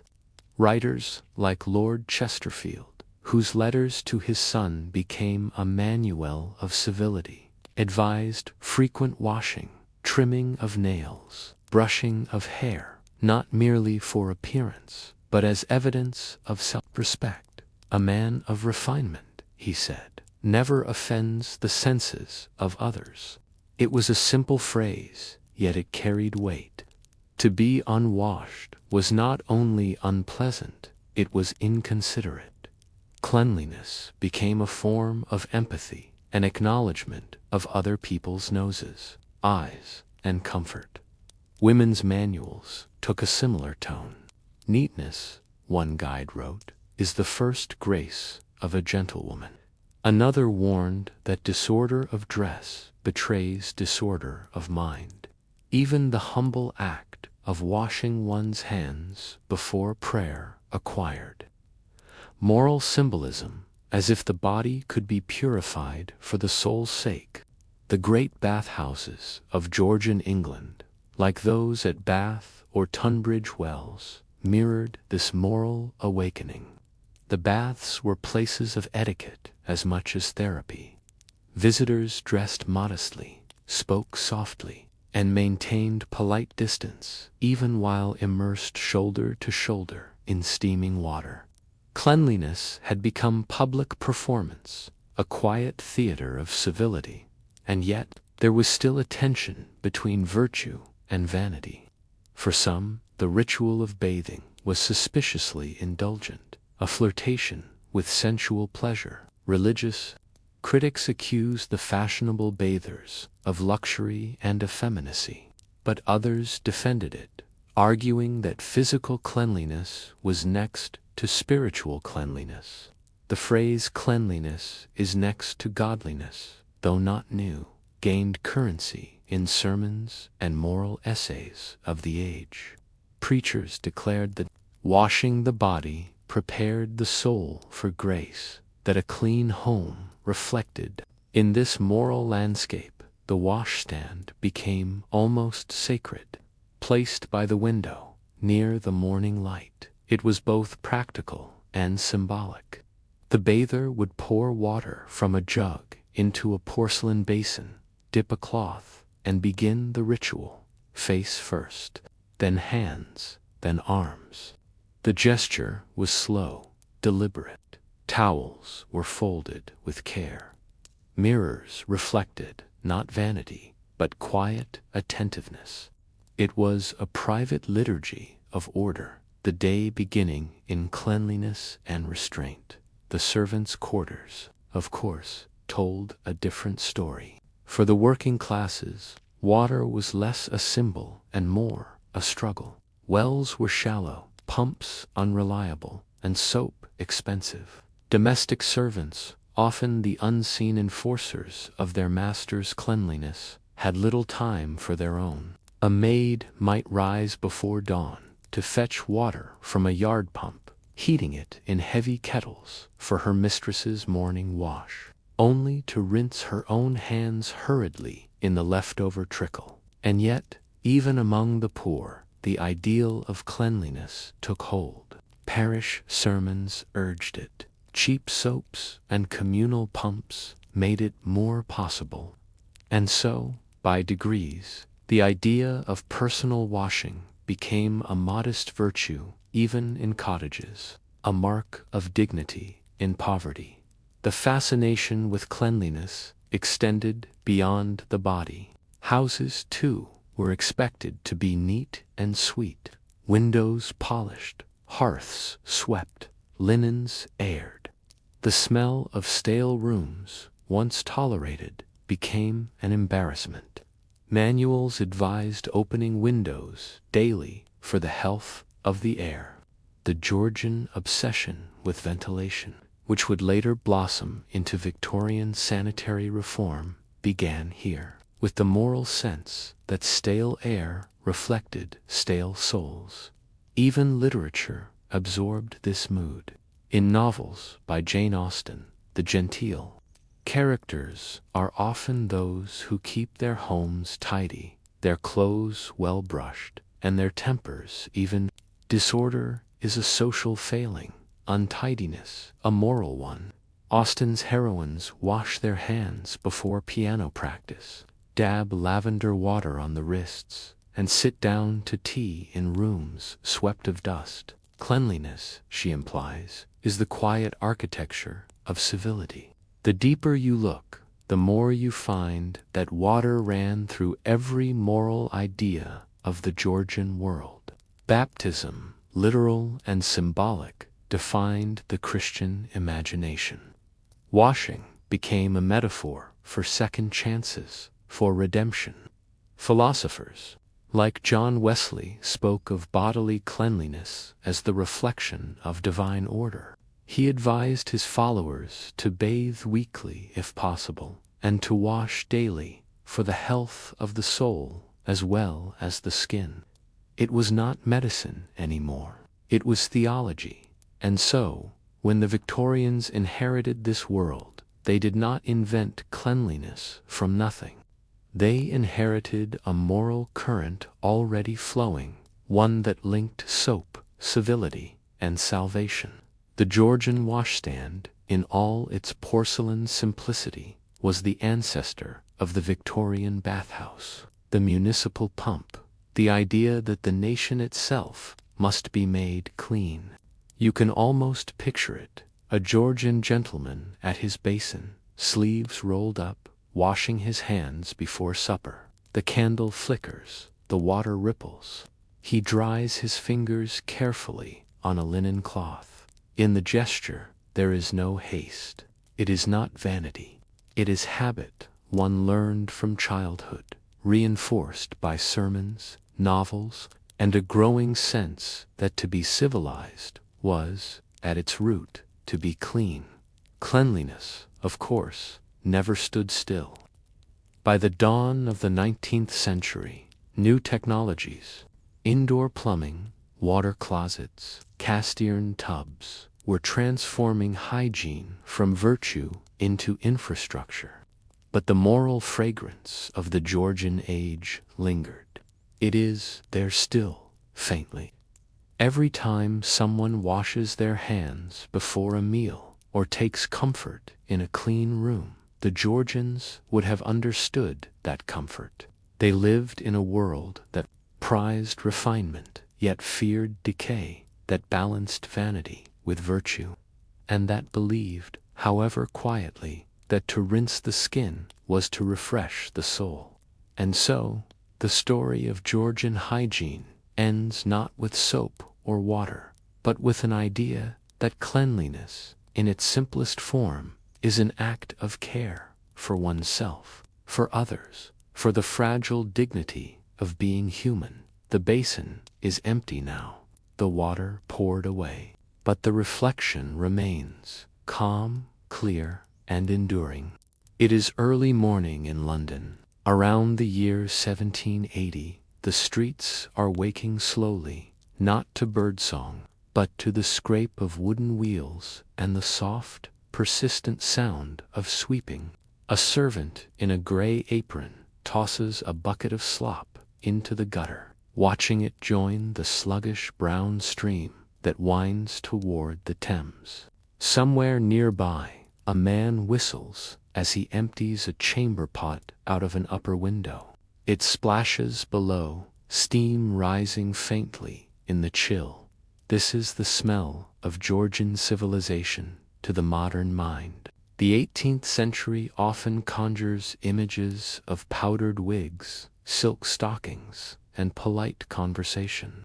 But beneath that veneer, the Georgian city was a living organism, one that breathed, sweated, and rotted in full view. The perfumes and wig powders of the drawing room existed to defend against the odors of the world outside. Cleanliness, in this sense, was not an equal pursuit. It was a hierarchy, defined as much by who cleaned as by who smelled clean. London in the Georgian era was, by most accounts, a city of smells. Horse dung paved the streets, mixed with mud, soot, and ash. Tanners worked animal hides near the river. Butchers left entrails in alleyways for carts to collect. Privies overflowed, cesspits leaked, and drains, where they existed at all, carried their burden slowly, often back toward the very water people drank. The Thames was a shifting mirror of filth and commerce, and yet life went on. Fishmongers opened their stalls, barbers brushed the steps, chimney sweeps disappeared into soot-dark flues, and washerwomen bent over steaming tubs in backyards. It was a city that managed its filth through labor, invisible, endless, and usually female or poor. The Georgian household was a microcosm of this system. Above stairs, the air was perfumed. Below stairs, it was damp with soap, smoke, and human effort. Servants' hands made the cleanliness of others possible. They washed, scrubbed, fetched, emptied, dusted, and discreetly carried away every trace of the body's daily functions. They were the unseen mechanism of civility. Consider the simplest act, the morning toilette of a gentleman or lady. While the master or mistress sat in front of the mirror, a maid poured water from a porcelain jug into a basin, folded a towel, brushed powder from a wig, and quietly removed the chamber pot from the corner. She did not speak unless spoken to. When the ritual was finished, she carried the pot downstairs, through narrow corridors, out into a small yard, and emptied it into a slop bucket that would be collected later by a night soil man for the servant. Hygiene was work, repetitive, necessary, and unending. For the master, it was comfort, achieved by grace of other people's labor. Outside, the city's hierarchy of cleanliness was even more pronounced. The upper classes lived on the West End's broad, paved streets, where water carriers and sweeps kept appearances tidy. The poor clustered in the East End and Southwark, where refuse was rarely collected and privies served entire alleys. In these neighborhoods, water pumps were shared by dozens of households, and washing was done in public yards. Soap was precious. Rags stood in for towels. Yet, even there, the aspiration to cleanliness persisted. A clean apron, a scrubbed doorstep, a washed face, these were badges of dignity amid hardship. London's public sanitation, such as it was, relied on an informal economy of cleaners and collectors. The most essential of these were the nightman workers who emptied cesspits and privies under cover of darkness. Armed with shovels, buckets, and lanterns, they descended into brick-lined holes beneath houses to remove what the polite world could not bear to mention. The waste was carted to the edge of the city and sold to farmers as fertilizer. It was dangerous work, often done by the desperate or the drunk, and yet it sustained the balance of the urban ecosystem. There were also the dustmen, who collected ashes and household refuse, and the scavengers, who swept the streets for the parish. Each had a designated route, a bell to announce their coming, and a small wage from the local ratepayers. In this way, the Georgian city survived by dividing its filth, assigning its removal to the unseen hands of the poor bath. Though smaller and more refined, faced its own contradictions. The same city that invited the fashionable to take the waters also relied on servants to haul those waters, heat them, and dispose of them afterward. Behind the elegant crescents, the labor of maids and laundresses sustained the illusion of grace. The bath water that refreshed a duchess might have been poured by a servant who hadn't bathed in weeks. Even the architecture revealed this hierarchy. Georgian houses were designed with cleanliness in mind, but not equally distributed. The servants' staircases were narrow and unheated. Their rooms often stood near the scullery or the privy, where smells lingered. The masters' rooms, by contrast, were built for air and light, with tall windows and painted walls that reflected brightness. Hygiene, like comfort, was architectural and class-bound. Laundry offered perhaps the clearest example of this imbalance. For the upper classes, linen was the measure of cleanliness. To wear fresh linen daily was to appear pure, regardless of how rarely one bathed. But to maintain that illusion required an army of workers. Washerwomen soaked, boiled, and pounded the linen in great tubs, stirring it with wooden paddles, their arms reddened by lye. They scrubbed stains with sand, rinsed in cold water, and wrung the fabric by hand before hanging it in smoky yards to dry. The result was dazzling white linen, the silent symbol of Georgian virtue. Yet, these same laundresses lived in conditions far from clean.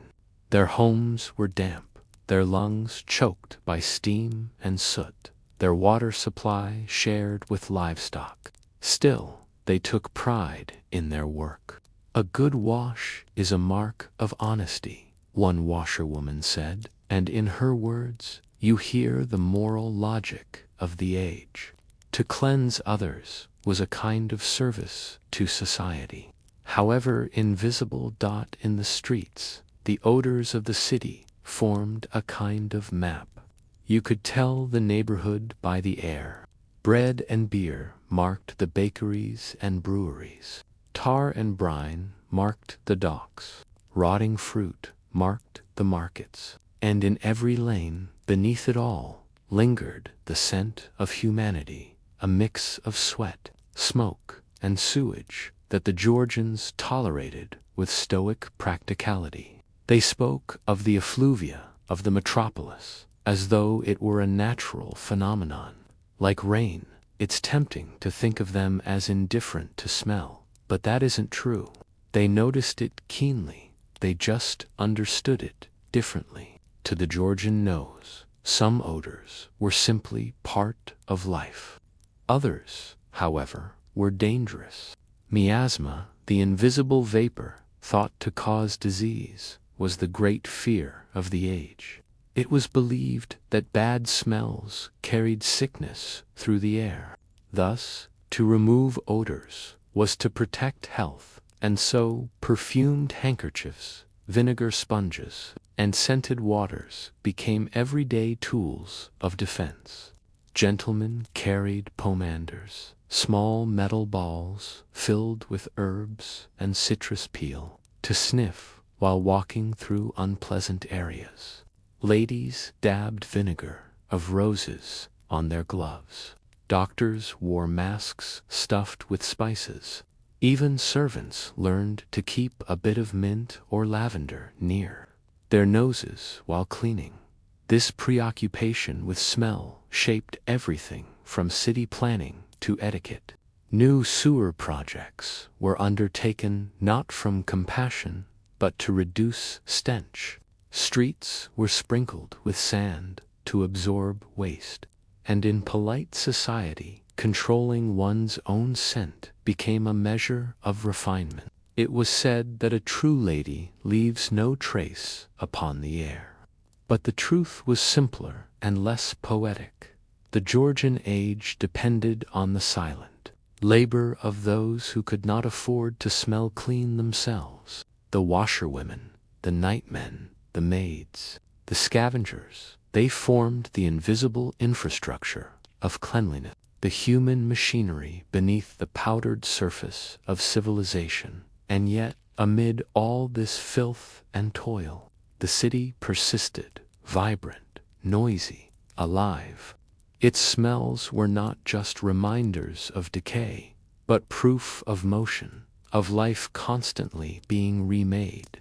The Georgians did not conquer dirt. They managed it, negotiated with it, and built an entire moral world around that fragile balance. As evening fell, the city settled into its rhythm again.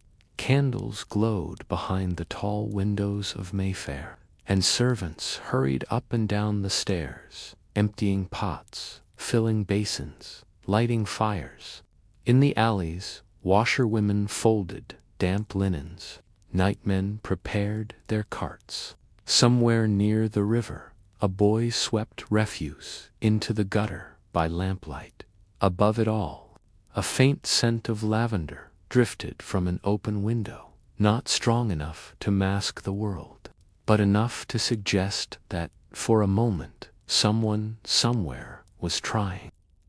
By the late 18th century, the Georgian city had learned the art of appearing clean while remaining, at its core, unwashed. Under the polite chatter of drawing rooms and the rhythmic clatter of carriage wheels, another world existed, a hidden network of drains, cesspools, and wells that quietly determined the health and comfort of its inhabitants. This was the subterranean reality of urban hygiene, where every drop of water and every bucket of waste had a story to tell. Water, for most Georgians, was both essential and treacherous. The average London household relied on public pumps or water carriers who filled barrels and delivered them by cart. The water companies, such as the New River Company or Chelsea Waterworks, drew their supply from the Thames and its tributaries, the same rivers that received the city's sewage. Filtration, when attempted, was primitive at best. Sometimes a layer of sand, sometimes a rag or sponge stuffed into the spout of a pump. To drink water without boiling it was to court sickness, though few understood why. In the wealthier quarters of the city, some homes had lead pipes that delivered water directly indoors. These were modern marvels, admired by visitors and envied by neighbors. Yet the water they carried often stood stagnant for days, acquiring a taste of metal and decay. Servants were instructed to draw off a bucket before using any to clear the pipes. But even the purest water, once poured into a copper pot or used to rinse laundry, would end up in the same place, down the drain, into the gutters, and eventually back to the river, cesspits. Meanwhile, were the city's quiet secret. Every house had one, a brick-lined chamber beneath the yard or basement, into which all waste from chamber pots, kitchens, and sculleries was poured. When full, these pits were emptied by the night soil men. Their work, though foul, was carefully organized. Teams moved through the city after dark, prying open trapdoors and lifting away the boards that concealed each household's hidden shame. They filled great barrels with waste, loaded them onto carts, and carried them beyond the city walls. Out in the countryside, this urban excrement became valuable once again. Farmers bought it by the cartload, spreading it over their fields as fertilizer. The cycle was complete. What London discarded by night fed its bread by day. It was, in its way, an efficient system, one that worked so long as people were willing not to look too closely. But for the poor, especially those living in the dense warrens of St. Giles or Southwark, cesspits overflowed, drains backed up, and the smell of rot hung permanently in the air. The ground beneath these neighborhoods was honeycombed with old pits and abandoned wells, some leaking into others, some seeping into basements. A heavy rain could flood a cellar with foul water. A dry summer could leave the air thick with stench. The poor grew accustomed to it, as one grows accustomed to background noise. In these quarters, water was fetched by hand and reused many times. Laundry water became floor washing water. Floor water was poured into privet. Soap was expensive, so people scrubbed with ash, sand, or even stale beer. Linen, rather than skin, was the focus of cleanliness. A fresh shift next to the body was considered more important than a bath. When laundry could not be done, the smell of vinegar or rosemary was the next best thing.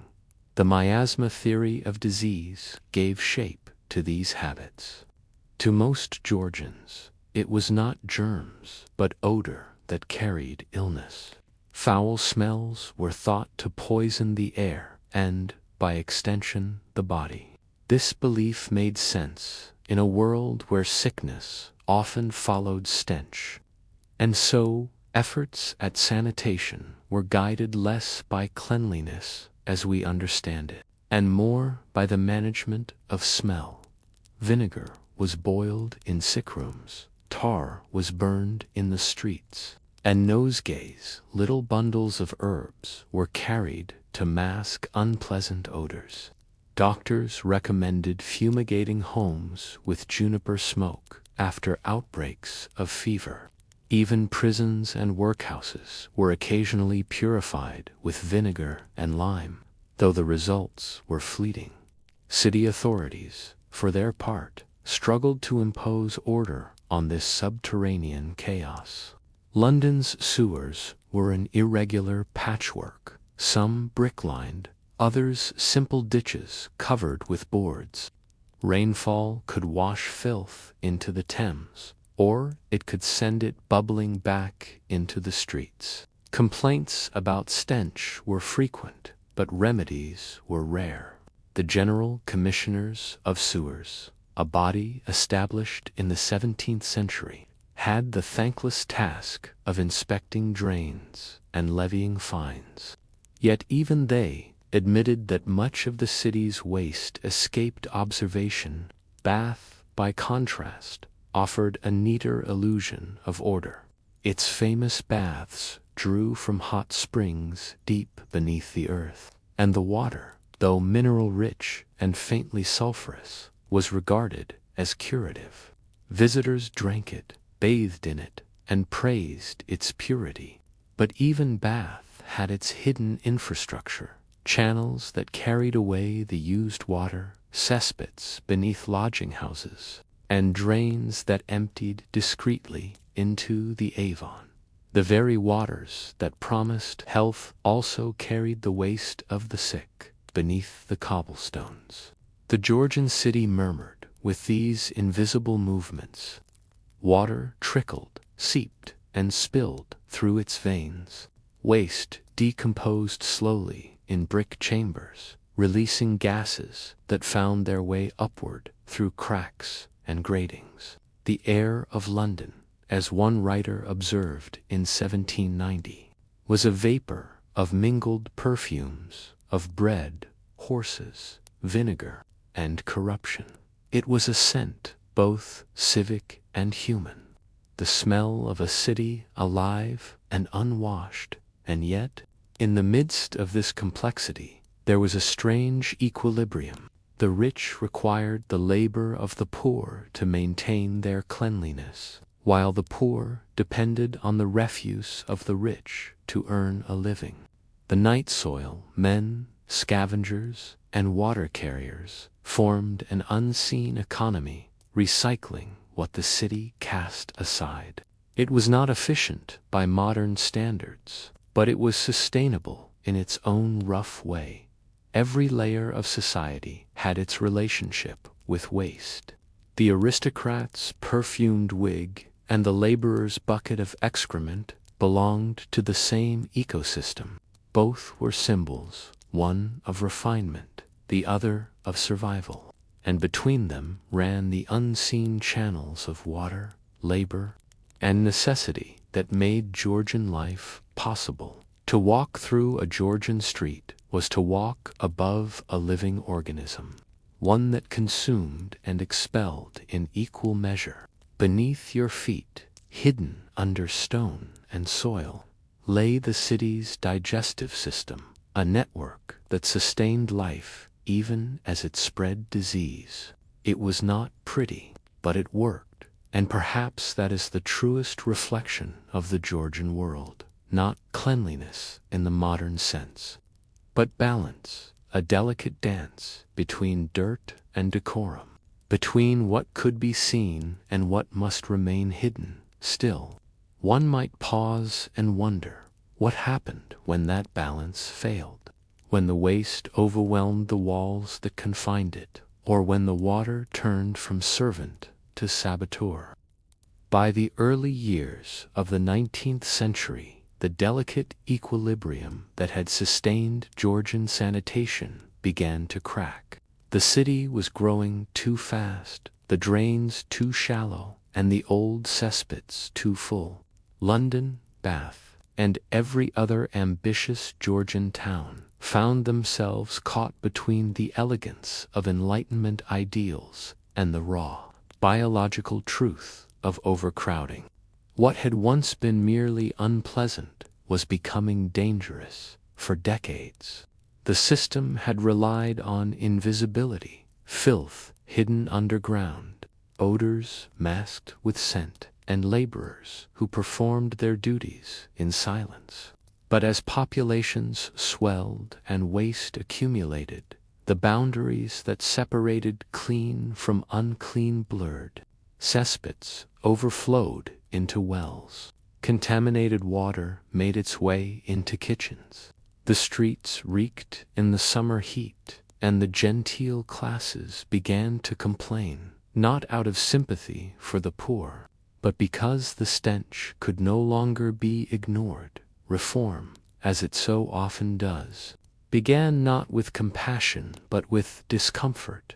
Physicians and pamphleteers started to speak of sanitary reform, a new concept, faintly radical in its implication that cleanliness was a public, not merely private, responsibility. The miasma theory still reigned supreme, but even within that limited framework, people began to recognize that filth could travel.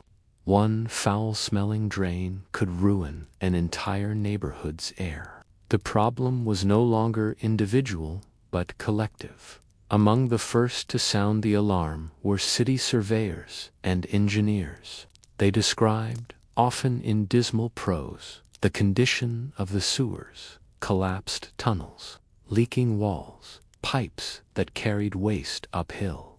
Each report was a quiet horror story. In 1815, Parliament passed an act forbidding the emptying of cesspools into the sewers, a well-meant but futile measure, since most households ignored it. The truth was simple: there was nowhere else for the waste to go. In Bath, where respectability was a civic virtue, the authorities clung to appearances. Streets were kept swept, drains discreetly repaired, and the River Avon quietly received the city's refuse. Visitors continued to praise the purity of the air, unaware that the same water that filled their glasses had, hours before, washed through public baths and lodging houses. The illusion of health persisted, fragile, scented, and false. Servants bore the burden of these reforms in miniature. As expectations of cleanliness rose, so did their labor. Laundry was done more frequently, rooms aired daily, and silver cleaned with greater zeal. Yet the infrastructure remained primitive. Water still had to be carried, and waste still had to be hauled away. In households that prided themselves on gentility, the struggle to maintain cleanliness became almost ritualistic, an endless cycle of washing, scrubbing, and concealment for the poor. There was no such illusion. Reform came slowly to the back alleys and tenements. In some places, local parishes began to regulate the cleaning of privies and the removal of rubbish. But these measures were patchwork at best. Diseases like typhus and dysentery swept through the slums, and while the wealthy wrinkled their noses at the smell, few understood that the air carried more than just odor. The turning point came not from moral awakening, but from catastrophe. In the summer of 1831, long after the Georgian era had technically passed, cholera arrived in Britain. It spread swiftly through port towns and cities, defying every effort to contain it. Physicians were baffled. The disease struck hardest where the poor were most crowded, yet even the respectable were not immune. It was invisible, indiscriminate, and terrifying. The miasma theory could not explain its cruelty. Something deeper, something unseen was at work, though this first epidemic lay just beyond the Georgian frame. Its roots were firmly planted in that earlier century's habits. The cesspits, the leaking wells, the perfumed ignorance, all had prepared the ground for disease. The Georgian pursuit of cleanliness had been aesthetic, not hygienic. It prized appearance over prevention. The result was a civilization poised on the edge of revelation, unaware that its most cherished rituals were built upon misunderstanding. And yet, there was a strange dignity in their error. The people of that age did not lack care. They lacked knowledge. Their faith in lavender, vinegar, and ventilation was earnest. The servants scrubbing floors with vinegar water, the lady sprinkling rose petals in her basin, the city watchman spreading quicklime over refuse, all believed they were preserving life, not merely masking decay. Their world was one of sensory hygiene. To see clean, to smell clean, was to be safe. Slowly, the idea of sanitation as a system began to take shape. Engineers envisioned sewers that would carry waste away entirely. Doctors proposed inspection of water supplies, and reformers wrote pamphlets urging public cleanliness. It was not yet the sanitary revolution, but the whispers of it could be heard beneath the cobblestones. When we look back now, from the vantage of modern plumbing and filtered water, it is tempting to smile at the naivete of Georgian habits. Yet the story of their hygiene is not one of foolishness, but of transition from instinct to understanding, from odor to organism, from surface to substance. The Georgian servant with her bucket and rag, and the Georgian reformer with his quill and report, both worked toward the same unspoken goal, a world in which cleanliness could finally mean health. As the era closed and Victorian modernity took its first breath, the old rhythms persisted a little longer. Vinegar was still boiled, wigs still powdered, and lavender still hung in linen closets. But beneath those familiar rituals, the foundations were shifting. Pipes were being laid. Wells were being closed. The hidden world of water and waste was being reimagined, not as a shame to be concealed, but as a system to be managed. And so the Georgian obsession with appearances, that great performance of civility, ended by accident in progress. Their streets, once perfumed to disguise decay, became the testing grounds for a new idea that a city could be truly clean. Not merely seem so. When you imagine the quiet dawn of a Georgian street, the sound of a servant's pail, the faint scent of vinegar, the soft echo of a sweeper's broom, you are listening to the beginnings of modern sanitation. Beneath the powder, perfume, and polish lay the first murmurs of a cleaner world. It makes one wonder, as history so often does, in our own age of invisible systems and unseen labor, what illusions of cleanliness do we still live by, and who, even now, keeps them alive beneath our feet? And so, our journey through the quiet corners of history comes to a pause. The workshops, the libraries, the hands that labored patiently, they remain in memory. Even as centuries pass and the world continues to change, remember, the significance of history often lies not in grand events, but in the small, persistent acts of care, curiosity, and human resilience. As you rest, carry these quiet stories with you, allowing the calm rhythms of the past to linger. And when you wake, perhaps you will glimpse, even briefly, the enduring power of ordinary moments that shaped our world. Thank you for joining us in boring past times for sleep. Until the next quiet journey, may your thoughts drift gently like candlelight across ancient parchment.